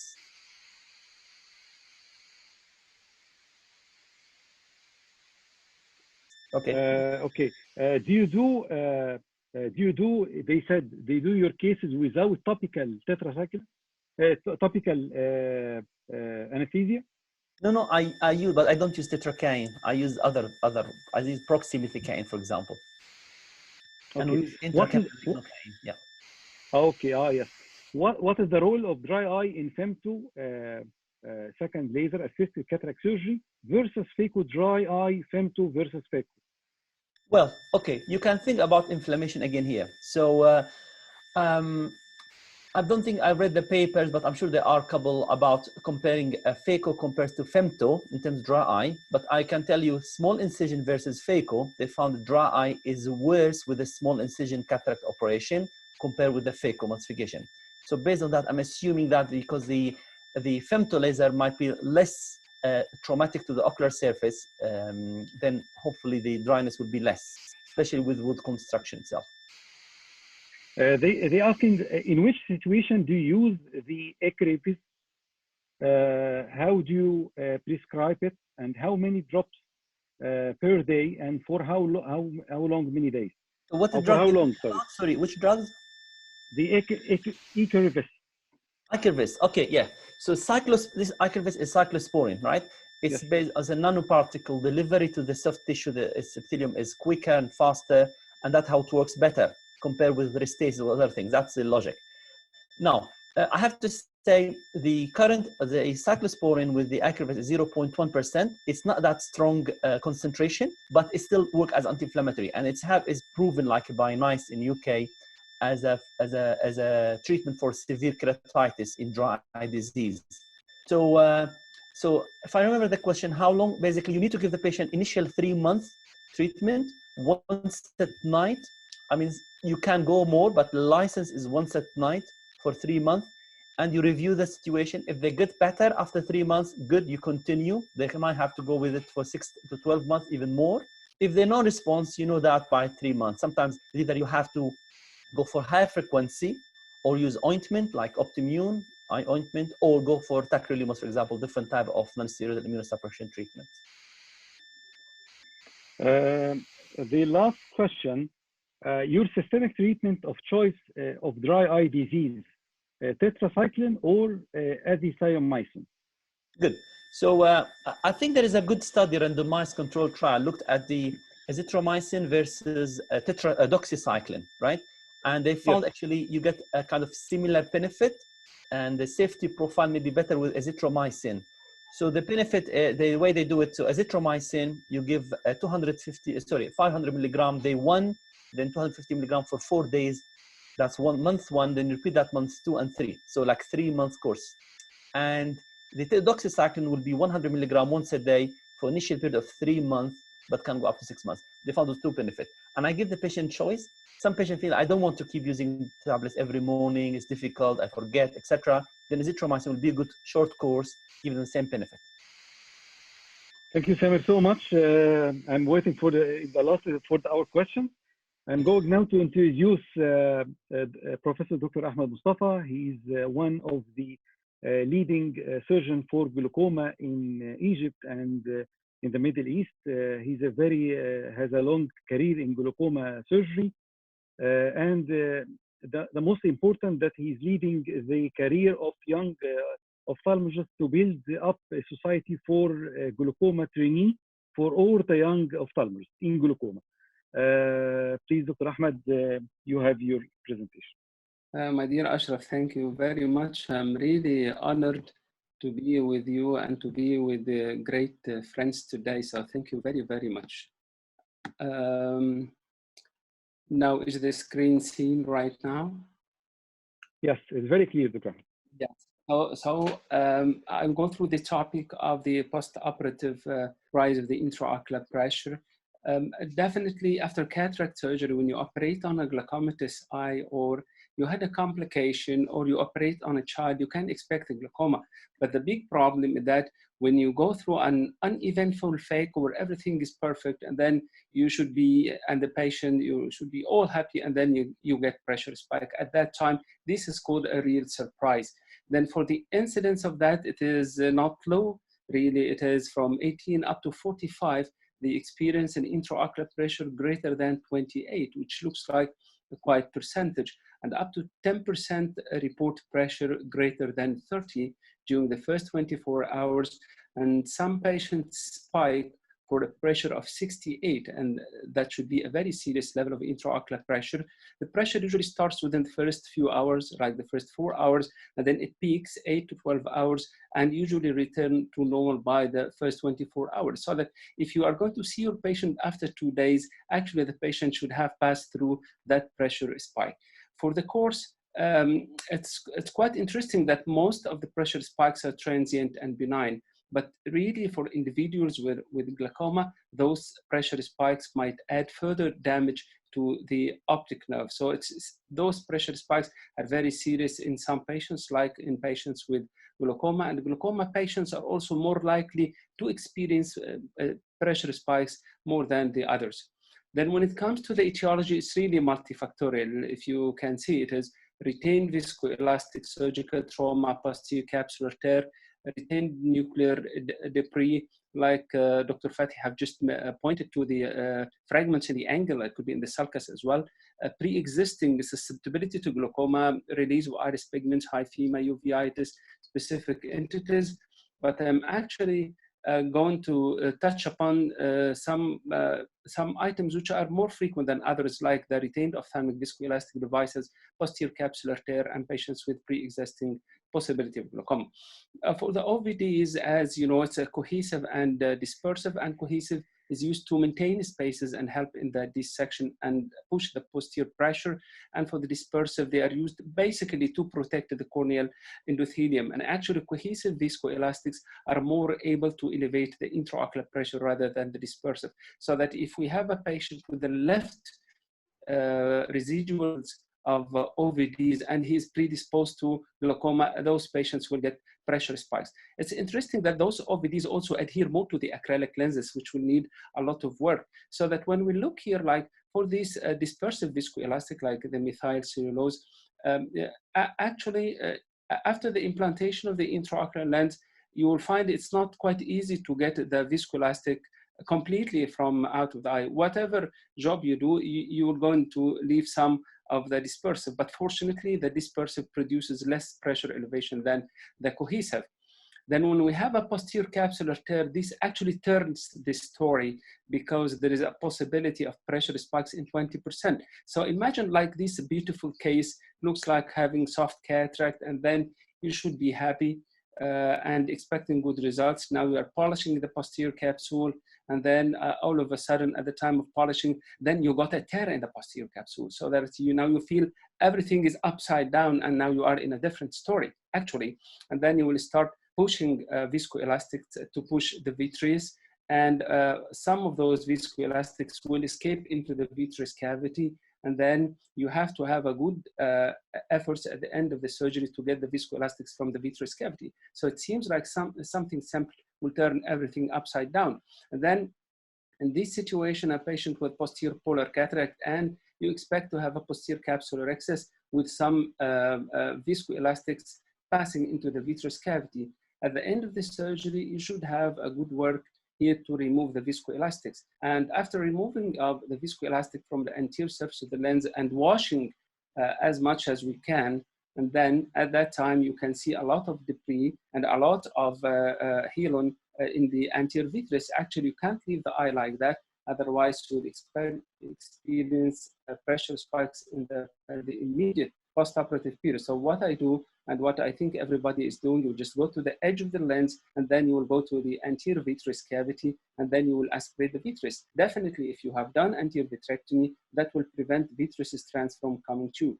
After removing the helon, still you feel there are some residue here, and then you go again for lifting of the intraocular lens, and then removal of the rest of the helon, so that I don't feel secure unless the whole OVD, especially the cohesive, has been removed. And sometimes I inject myocol at the conclusion of the surgery. That could help in prevention of pressure spikes as well. Again, Dr. Fathy just have shown this hydroimplantation. You need viscoelastic at the time of capsular excess, but actually you don't need viscoelastic at the time of lens implantation. But this should be a one-piece intraocular lens. If you are using both hands, you can do that. So that again, you keep the irrigation inside the eye, and then you push the intraocular lens, and then you have small amount of viscoelastic anterior the eye, inside the eye to be removed. Again, here I'm injecting. You will have some viscoelastic. Again, it's in the nozzle of the injector. And then when the lens went into the anterior chamber, the leading haptic was a bit twisted. So that, again, I will just push the lens. Everything is done under fluid. There is no need for a viscoelastic. Again, I'm going to push the lens back, but the lens is a bit decentered because the one haptic is twisted. So they're still under the fluid. You can do some maneuvers like getting a haptic and adjusting the position of the haptic and then pushing it back, so that under hydro, you can do a lot without the use of viscoelastic at the conclusion of the surgery. Perfect and experienced surgeons, they experience less pressure spikes than the beginners, and this is a fact. So the 4 difficult cases, we give them to the experienced surgeons. For the medications, systemic carbonic anhydrase inhibitors are effective. Alpha agonists, when they are used before the operation and after the operation, can reduce the pressure spikes, and fixed combination of dorzolamide, timolol effective as well. So when we focus on glaucoma patients, they are more likely to have pressure spikes, and it's more damaging to them. It's not only the glaucoma patients, patients with ischemic optic neuropathy as well, like patients with anemia and systemic hypotension. You should keep an eye on those patients to avoid pressure spikes, very damaging to them. then this is a story of a patient. The patient was just liable to have glaucoma, or that patient was open-angle glaucoma and on full medical treatment. And then there are some protocols suggesting only cataract. And actually, when the patient is on full medical treatment and then the pressure is just controlled, please go for a combined surgery, because those patients are having an outflow facility that's reduced. With the addition of the inflammatory response after the operation, they will have an intraocular pressure that's not controlled. So sometimes you need to go for an operation under not a situation which is not very favorable. Again, for the glaucoma patient, any kind of intervention, like in this patient, she has a very nice intraocular pressure, it's 11, but the point she has a bleb, which is, it's a functioning bleb, but it's not good looking bleb. Again, after cataract surgery, the pressure was raised to 30. So even with functioning trap, expect some pressure spikes. Now look for this patient. She presented with cataract and old bleb.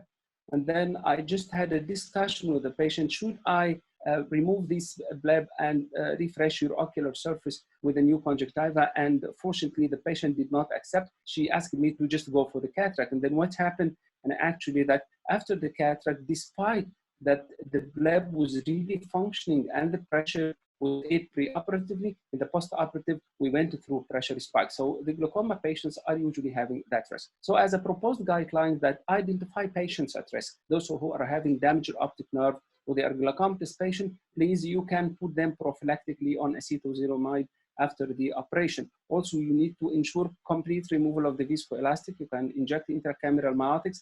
Aggressive therapy if there is a posterior capsular tear. Again, if you do not feel happy about the patient, ask the patient to come on the same day. You can do paracentesis and you can repeat it, and sometimes you can get some of the viscoelastic, and occasionally you can go for an emergency surgery.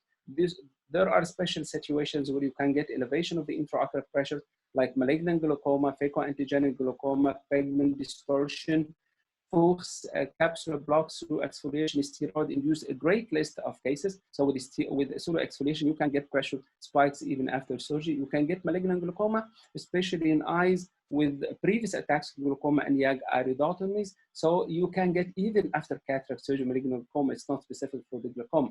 Now for the capsular bag distension or the capsular block, again, this is my drawing. It's just when you have a small capsular excess covering the edge of the intraocular lens, here is the problem, because you can have that scenario where you will have a viscoelastic entrapped between the lens and the posterior capsule. And in the early post-operative period, probably within the first week, sometimes the first day, you will have the lens push forward, you will have a myopia, shallow anterior chamber elevation of the intraocular pressure, and then this is called capsular block glaucoma. Then it has a specific therapy for that. So for the take-home messages, that intraoperative, you need to remove the viscoelastics and manage any posterior capsular rent. And then within the first few weeks, then think of the capsular block with shallow anterior chamber and myopic shift and steroid-induced glaucoma as well. Again, preoperative brimonidine, complete viscoelastic removal is critically important. Post-operative acetazolamide, paracentesis when needed, and the glaucoma operation is sometimes an option. And then I have to thank my group of glaucoma platform. They actually supplied me with great ideas for this talk. And with that, I thank you very much. Thank you so much, Dr. Ahmed, for this valuable presentation, because this is a topic happen to everyone. Everyone have an IOP rise post-operatively, and due to in an uneventful surgery, he can have this complication. Questions first, rapid fire questions. Yes. The first one is, what about leaving the eye over pressurized at the end of surgery? Yes, over pressurizing the eye, you mean with fluid? There is no problem, because you think of an eye injected with intravitreal injection, then the pressure will go up momentarily, so that if the outflow of the aqueous is normal, then after inflating the eye and then hydrating the incision, the pressure can go up, but within minutes, that excess pressure will go to the normal level through an intact trabecular meshwork, so that overhydrating a normal eye, it will be solved spontaneously in minutes. Another question, he's saying, during the hydro implantation of the lens without viscous, do we place the IOL in the cartilage with the use of visco or not? Yes, we have to do that. And then you have seen that that at the beginning, some visco will come inside the eye. And for that, it is only the point that the mission will be very easy, because you just do a very, very little removal of the viscoelastic, not a lot of viscoelastic from in front and behind the lens. So it is just getting the mission extremely diminished to very few seconds. But I actually don't have an idea if you put an intraocular lens without a viscoelastic. There is no recommendation for that, as far as I know. In managing the posterior capsule tear with a significant vitreous loss, the eye is usually soft at the end of surgery after vitrectomy, but on the first and second day post-operative pressure usually goes up a lot. Any advice? Yeah, the point is, yes, that's the scenario. A lot of viscoelastic, usually we have pushed a lot of viscoelastic into the anterior vitreous, and then at the conclusion of the surgery, with the exposure of everything to the ciliary body, the pressure is towards the soft side. I tend to inject air at the conclusion of the surgery as well to pressurize the globe, and then that viscoelastic that's escaped behind the intraocular lens will come and elevate the pressure. So again, you have to keep an eye so that if a patient developed a posterior capsular rent, I would just put the patient on acetazolamide immediately after the surgery. Thank you, Dr. Ahmed. There is a lot of questions, but maybe if you have time, we're going to answer a lot of at the end. Yes, sure. Thank you. And now I'm going to introduce a very sincere friend to me, Miltos Balidis from Greece. He's one of the expert surgeon in cornea and refractive. He is the president of the Hellenic Society in Greece. He's a very has a long experience in corneal surgery.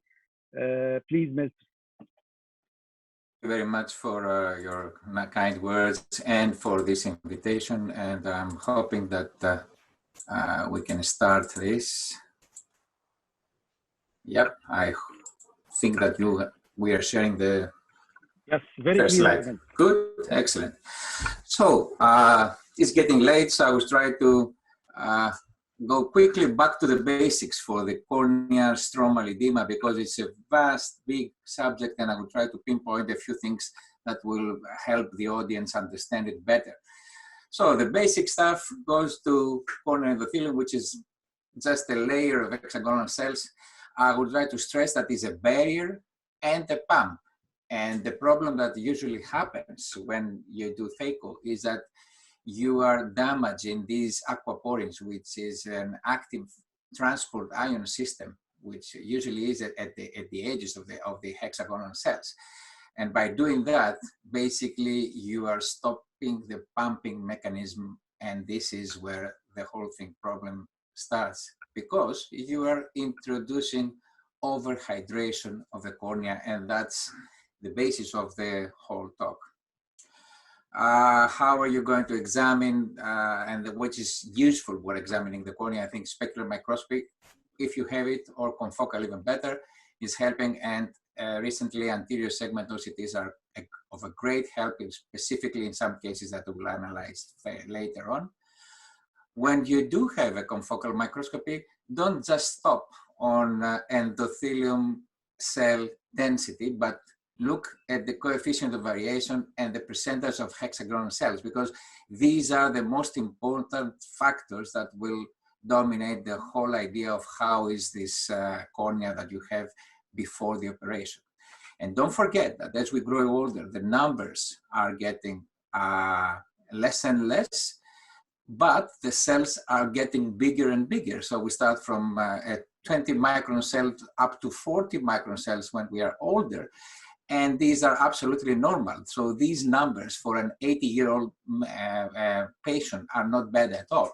So we have again to judge what kind of patient we have in front of us. So see, you can see normal epithelium, over 2,000 cells. You can see the less cells you go, the bigger the cells. And also you start seeing, instead of hexagonal, you start seeing pentagonal cells as well. Of course, you have to use this kind of instrument for cases like Fuchs dystrophy. You have these black holes, good data, And polymegathelium is a very nice example where you can see small, large, or even larger cells. This is the beginning of a dysfunction of the cornea that might be at the moment in a cellular level. This is a very nice slide from Aladdin Asuri, and this you can see another disease, which is endotheliitis. You can spot the problems in the corneal endothelium. So what is a critical cell density? By that means how many cells do we need per square millimeter? So we need probably 500 will do the trick, and they keep the cornea clear without hydration if you don't do an operation.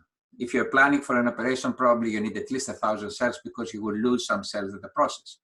Another important factor is that if you see a difference between one eye and the other, more than 300 cells, this is a clinically significant difference. Something is wrong in one eye. For polymegathism, that means that difference in size of the cells, I think the coefficient of variation of over 0.4 is a clinically significant factor. So it's a polymegathism, you have to look for that. And look for pleomorphism. If you have over 60% of hexagonal cells, it's a good healthy cornea. If you have less than 50% of hexagons, then it's a pleomorphism. Again, it's a sick cornea, maybe at the level of a cellular level at the moment, but it will be at the functional level once you do the phacoemulsification.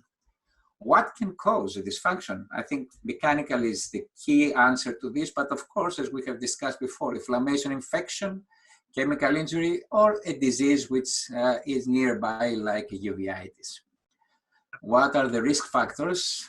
I think preoperatively we have to look for Fuchs, which is a key player on the post-cataract corneal edema.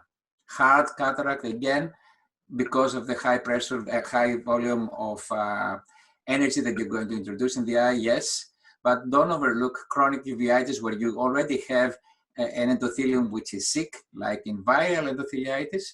Don't overlook glaucoma, which again, it's a factor that you have a sick endothelium. And from the other aspect, if you're going to look to check for the medication of the patient before the operation, check for amantadine, because if you overlook amantadine, now we're using it again more and more, not just in Parkinson patients, but also in Alzheimer and other diseases. So this drug can induce corneal edema, a significant corneal edema. So you have to stop this drug and then do the operation, because it can be something which is reversible. It can, not always. So just to show you some subtle cases like a posterior polymorphous here and there, they might have corneal edema, usually localized. Very rarely I had to do a DSEK on that. But these are cases of trauma, like forceps delivery trauma, where you can have these faults, and these are completely innocent faults. You can continue the operation without any problems. These are faults because of the tears in descent membrane. You can see how they are in the OCT. Or, and this is a different operation, different case, where you have faults in a horizontal aspect, like in congenital glaucoma. There the tears are in a different look, but also the endothelium is not functioning well. So beware of the faults. Sometimes they are innocent, sometimes are not so innocent. And again, beware of amantadine. What about high pressure? High pressure does make a damage in the cornea, in the endothelium. Some of the damage can be reversible. As you can see, here are high pressure in the beginning. Second day, you can see how this corneal endothelial cell change. Interestingly, you can see some mitosis of the corneal endothelial change on the second day of high pressure, which disappears when the pressure stops. But look what happens at the extracellular matrix, and especially in cytoskeletal.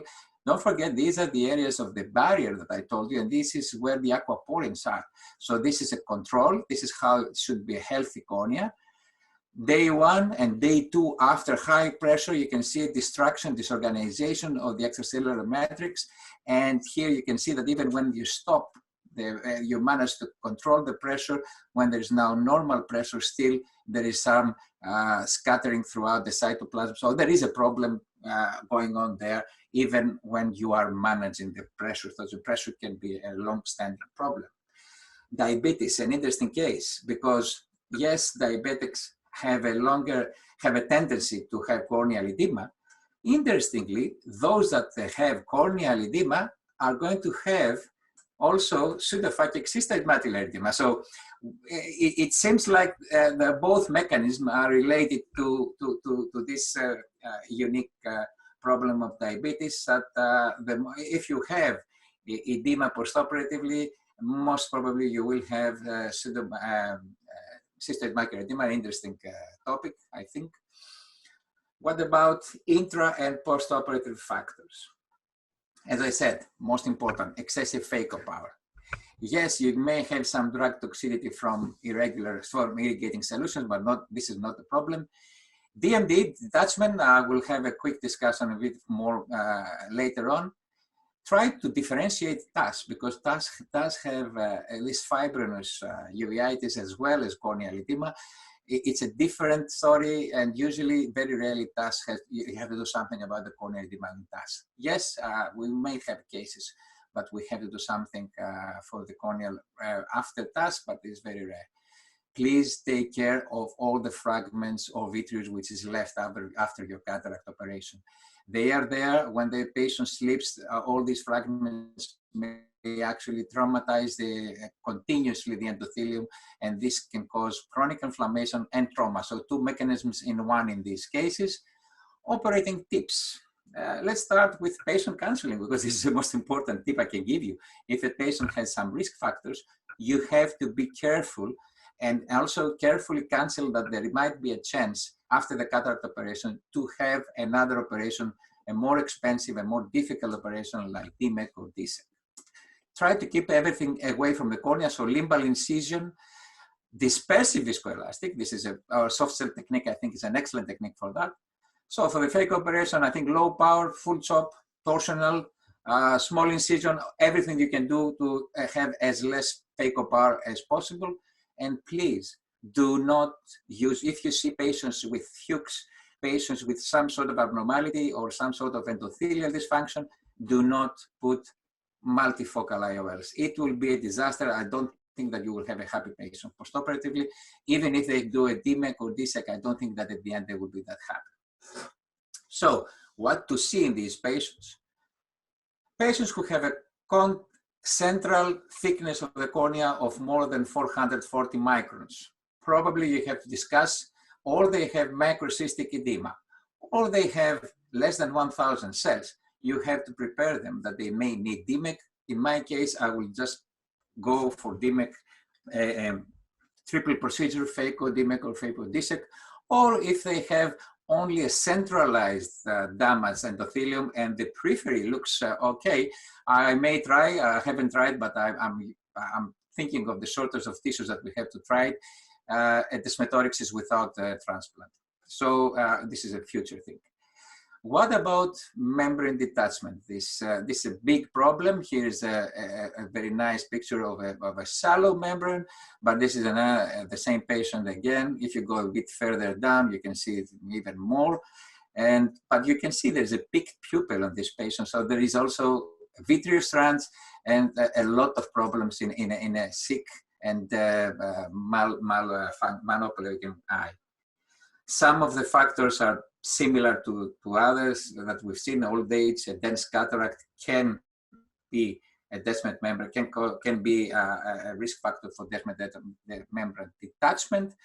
But obviously, endothelial disorders also play a role on that. So here you can see a very shallow detachment that you don't need to do anything for. Sometimes it just completely disappears, shallow and very centralized in one area. And here you can see the patient that I showed you before, where we do put air. There is still an area of a small detachment here, and but the rest of the descent is very nicely attached. So there are two interesting papers, both from India, one from Dr. Kumar and the other one from my good friend Namrata Sharma.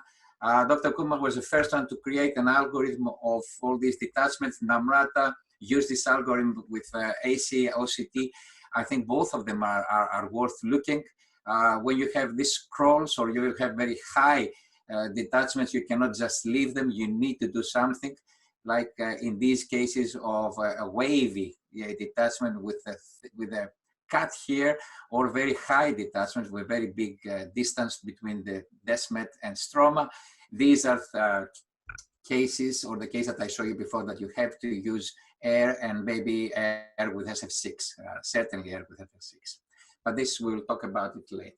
Medical treatment, generally medical treatment when you have edema, hypertonic saline, or recently some ointments, I think they can do the trick in the beginning. Yes, you need some steroids if you have signs of inflammation, and to avoid also fibrosis. So steroids are also useful in the beginning. Lower the pressure, it helps a lot. Bandage contact lenses in the beginning with antibiotic drops, it's a very interesting, it's something which can be a very short-term 3 months or 2 months use. It is very helpful. Maybe, and I'm waiting a lot for ROCK inhibitors, ROCK inhibitor that is used in Japan, and we are using it also, but it's very difficult to find it. Once it can be more broadly accessible, it will help a lot in cases of postoperative edema, or even to use it preoperatively in Fuchs cases. And hydrogen is a very interesting option. Hydrogen can help reducing the hydroxylic free radicals. It has been used in vivo and in vitro in some irrigating solutions, and I think that can be an interesting adding into your irrigating solution when you do high-risk patients, to induce some hydrogen and then try to reduce the amount of hydroxyls. This is an interesting lens, hyper-CL lens, that you can use for 7 days and then change it, maybe even 14 days, they say. It has this fenestrated, so you can also use some hypertonic solutions to reduce the corneal stroma. You can see if you use 7 days, the corneal stroma thickness is getting less. Another interesting option is to do desmetorexis and then introduce this endoart, this artificial biomaterial at the back of the endothelium. It has been shown in very early, it's still very early for this, but it is shown promising results. We're still waiting to see if that can also do the trick in some cases. Going back to desmet membrane detachment, I think we will go directly to these two algorithms, height, extent, and length, which is very important in the first algorithm, and of course, where is the problem? So just to point out, when the problem is central, when the problem is the periphery, you don't need to do much. You can just put air or even leave it. If the problem is central, then you have to put air in, you have to do gas or even mixed gases, especially when you have a height, or you are dealing with zone 1, which is a central zone, or zone 2, which is a mid-peripheral. So central problem is a problem. Again, on the Namrata's paper, inferiors are those that you have to deal very carefully. Inferior detachments and extensive detachments need intracameral gas and intracameral and probably also a kind of gas. I don't know whether C3F8 is too much because it stays about 6 weeks, but certainly you can use a mixture of 20% SF6 for which will stay for 2 weeks, and it will make sure that it will drain the whole problem. This is a case, again, we have put here SF6 about 2 weeks post-op, and you can see there's also, don't forget to do inferior peripheral iridotomy. And this is before. In this case, we had to do extensive vitrectomy. We have to also separate some fibrous tissue which was related to the incision, and then put air. So yes, it's quite a difficult operation in some cases, but we have to do it. You have sometimes to do also desmetotomy, or even put a suture on desmet to try to stick it back to where it is in the stroma. Also, don't forget to remove everything else that shouldn't be there, like lens fragments, do vitrectomy. Do not wait too much if you have a dislocated IOL, because you don't know where this IOL sits when the patient is in a supine position when he sleeps. And of course, you have to deal with the endothelium either with DSEC or DMEC. In non-seeing eyes, you may get away by just introducing silicone in mid-stroma, and that can be an interesting topic maybe later on for a discussion. You just put a little layer of silicone, the same silicone that silicone that they use in vitrectomies in stroma, and that will prevent water from coming in front and doing bullous keratopathy. And in short term, you can just cover the cornea with amniotic membrane and conjunctival flaps. What I want to leave you with, first of all, look for coefficient of variation and the percentage of hexagonal cells. It's very, very important. If you see some problems, just cancel your patients. If you have a thick cornea, or if you have an endothelium cell rate less than cell density less than 1,000, I think you have to consider more of doing a combination, because these patients, even if they don't manage to do, even if they skip the problem with bullous keratopathy, certainly they can have a very low visual acuity. In cases of a central, extensive, or inferior descemet membrane detachment, it requires urgent pneumatic desmetopexy. It requires air in the AC or a combination of gases. And please don't leave fragment, visued, or dislocated lenses a year or two. It is malpractice, at least in my eyes. Hopefully, maybe this year, certainly next year, we will have pictures like this. But I wish that we will have them also this year when we're finishing with our lockdown, which still is a factor of a problem in Greece. Thank you very much. Thank you. Thank you, Miltos, so much. It's a very strong presentation, and we all learned a lot. I'm going to just small questions for you, because you have many questions, but I'm going to just 3 questions. Yeah. Does injecting air in the questions? Okay. You have 4 questions. Excellent. Does injecting air in the anterior chamber may cause the pupillary block? I did hundreds of times and does not see it is really real. Well, in my hands at least, okay, it is not like doing a DMEC that you inject air and then you can deflate a little bit and you leave an air bubble a little bit more than your DMEC graft. There you don't know the extent, so you have to have a full air in the beginning. And then what I do, of course, I will always do a peripheral, inferior peripheral iridotomy in all cases. And I see them retrospectively the next, then same night and then the next day. But if you're going to use in extensive descemet membrane detachments that you may have to also, I remember a case that it was an anterior chamber IOL where there was descemets around the IOL haptic that I had to do a descematotomy and then to air to try to fill, to make it a bit more looking like an eye. In these cases, you have to leave the air at least for 2 weeks and even more. So in these cases, if you leave F8 for 6 weeks, you know, it's too much. You have to be careful with these things. But 2 weeks with SF6, I think you have to deal with it. Some people do cycloplegic, but I'm worried to leave it just with cycloplegic. Do you prefer to inject intracameral air in all your phaco?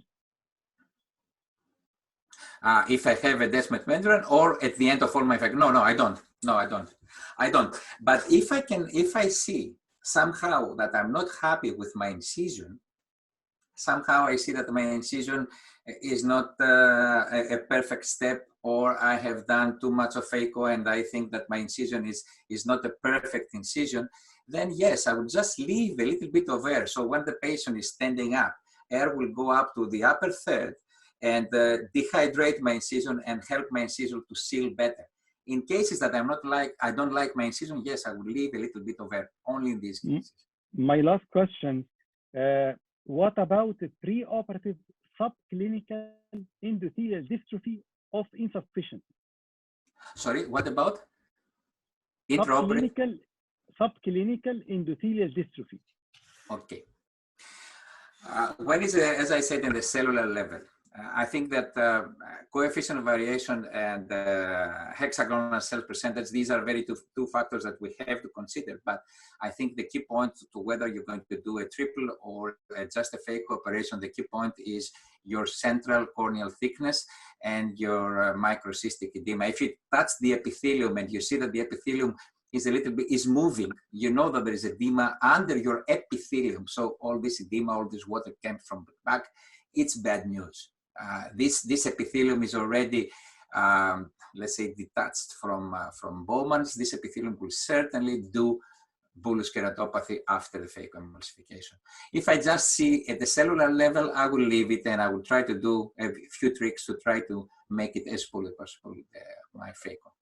Okay, last two questions, one for Dr. Fathi and one for Dr. Ahmed Mostafa. One for Dr. Fathi, do you experience do you encounter situations when the bag was fibrosed and couldn't open, or it was shrinking and you couldn't implant an IOL in the bag after you are inside the eye? What can you do?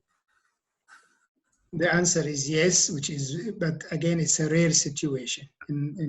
Like I've shown, in most of the cases, the capsular bag could have been opened, but in this case, definitely I would implant in the sulcus and then make sure that I can close down the pupil and probably have a peripheral iridectomy.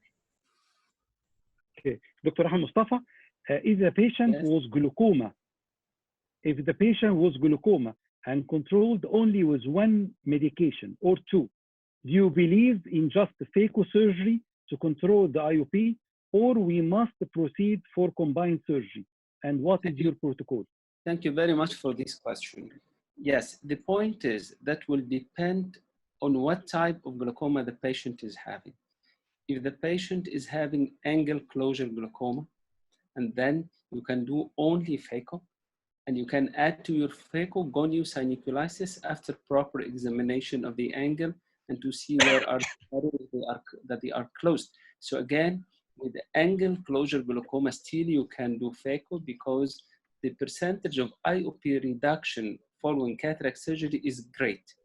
Now it will come to open angle glaucoma. The problem is that if the patient is controlled with one medication and the optic nerve is really good, and then you can do phaco, but you have to counsel the patient that the patient might still continue on the same medication in the post-operative period, because most of the results documented a little reduction in the intraocular pressure, like 1, 2, 3, 4 millimeter, and then this might not be for a quite long number of years. So again, yes, if the patient accepts that, then it's okay, we can go for that. Now, if the patient is using more than one medication, or the patient is having significant damage to the nerve, now it is much, much, much more safer to do a combined surgery. I opt for that and I push the patient for that.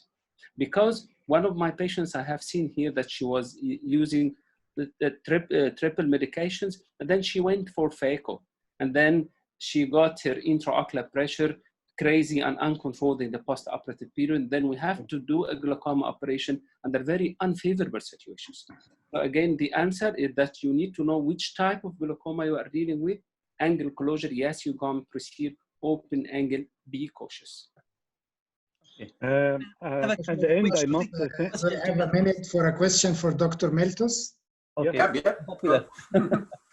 It's not uncommon that we get a small piece of distal membrane detachment around the phaco wound. My question is, why does this happen, and at which step, in your opinion, and how do you avoid it, and have you ever needed to do something about it? I think what happens is that when you have a little bit of a detachment, especially when you're introducing your lens, I think that's where most of the detachments do happen. When you have a suture and you're using this kind of forced suturing of the lens on a small incision, that's where you're pressing too much on your incision, and that's where you may have, if you have a little bit shallow incision and you have your suture in, then it's really, really easy to make a small membrane detachment into a bigger membrane detachment. If you see that, Again, you put a little bit of air, have the patient standing up for the rest of the day. I'm talking about only 1/3 of the anterior segment area. So it's a little bubble. And then the little bubble will dehydrate the incision. If you dehydrate the incision, everything will stack up together nicely. So I think if you see a little descemet membrane, again, put a little bit of air at the end of your operation, and that will stick. What happened to me? In relation to the construction of the wound, the way you do the wound, whether it's posterior or anterior, long or short? Most of the cases now, I think we do this one-step incision or a kind of a two-step.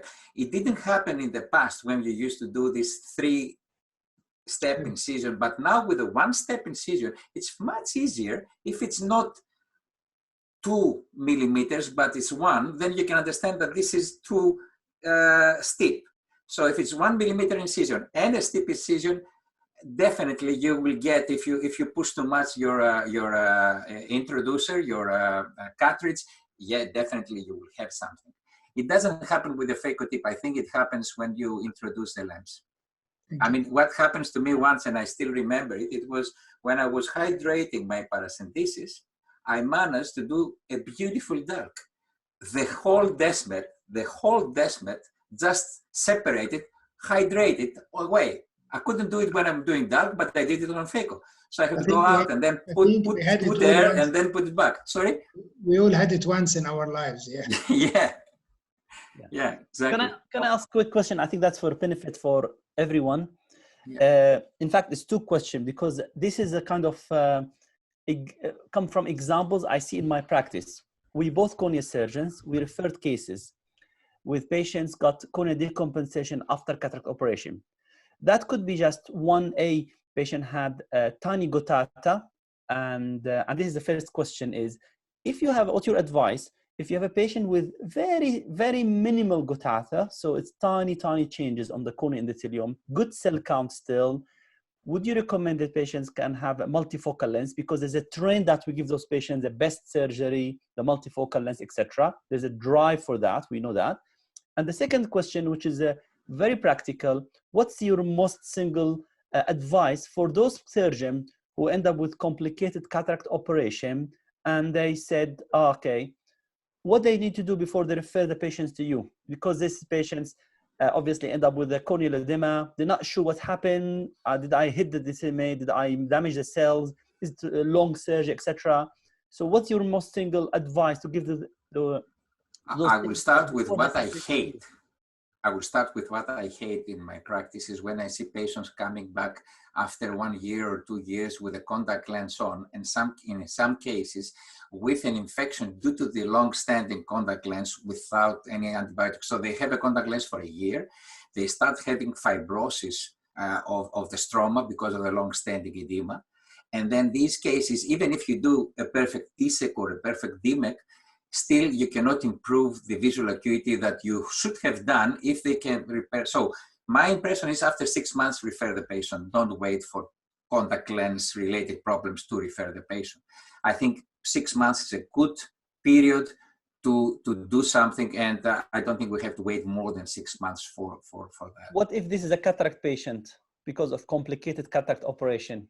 Yeah, the same. If it's a complicated cataract operation and they have, so that's another story. If they have vitrectomy, if they have vitreous, if they have retained fragments, the moment you see that, you have to operate next morning. For me, if you see a vitreous, if you have a dislocated IOL with vitreous strands, with fragments, or an ACIOL, and you start seeing a decompensating cornea, try to operate as quickly as possible. Cancel the patient that even if you do that, you may need another operation later on, but do that as quickly as possible. Sometimes when I see a little bit of edema post-operative cataract, as you said, I do a bit of gonioscopy, and if I find 1 or 2 little pieces, I go in the same day, do a little bit of IA in the anterior chamber, and then that may solve the problem.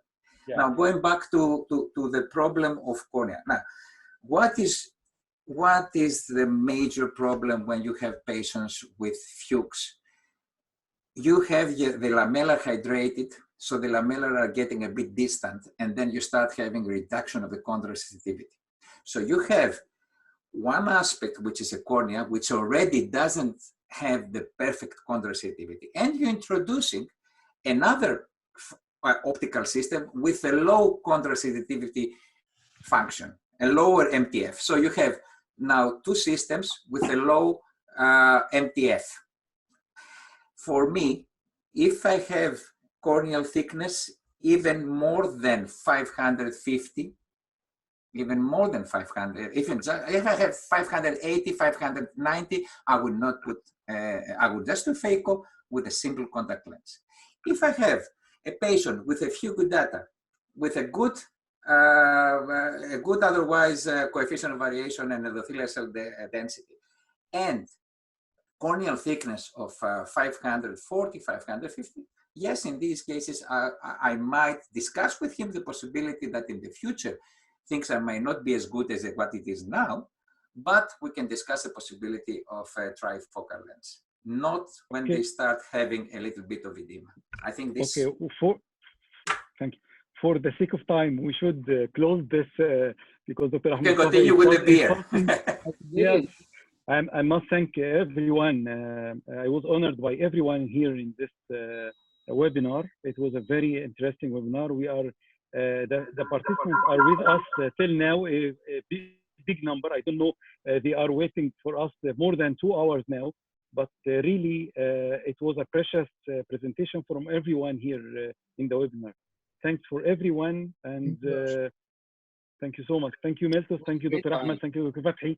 Thank you, Samer. Thank you. Thank you, and see you in Greece maybe next year. Thank you so much, and thank you, Eva, so much for this webinar. Thank you, Samer. Thank you, Ashraf. Dr. Ahmed. Thank you. Thank you. Bye-bye. Bye-bye.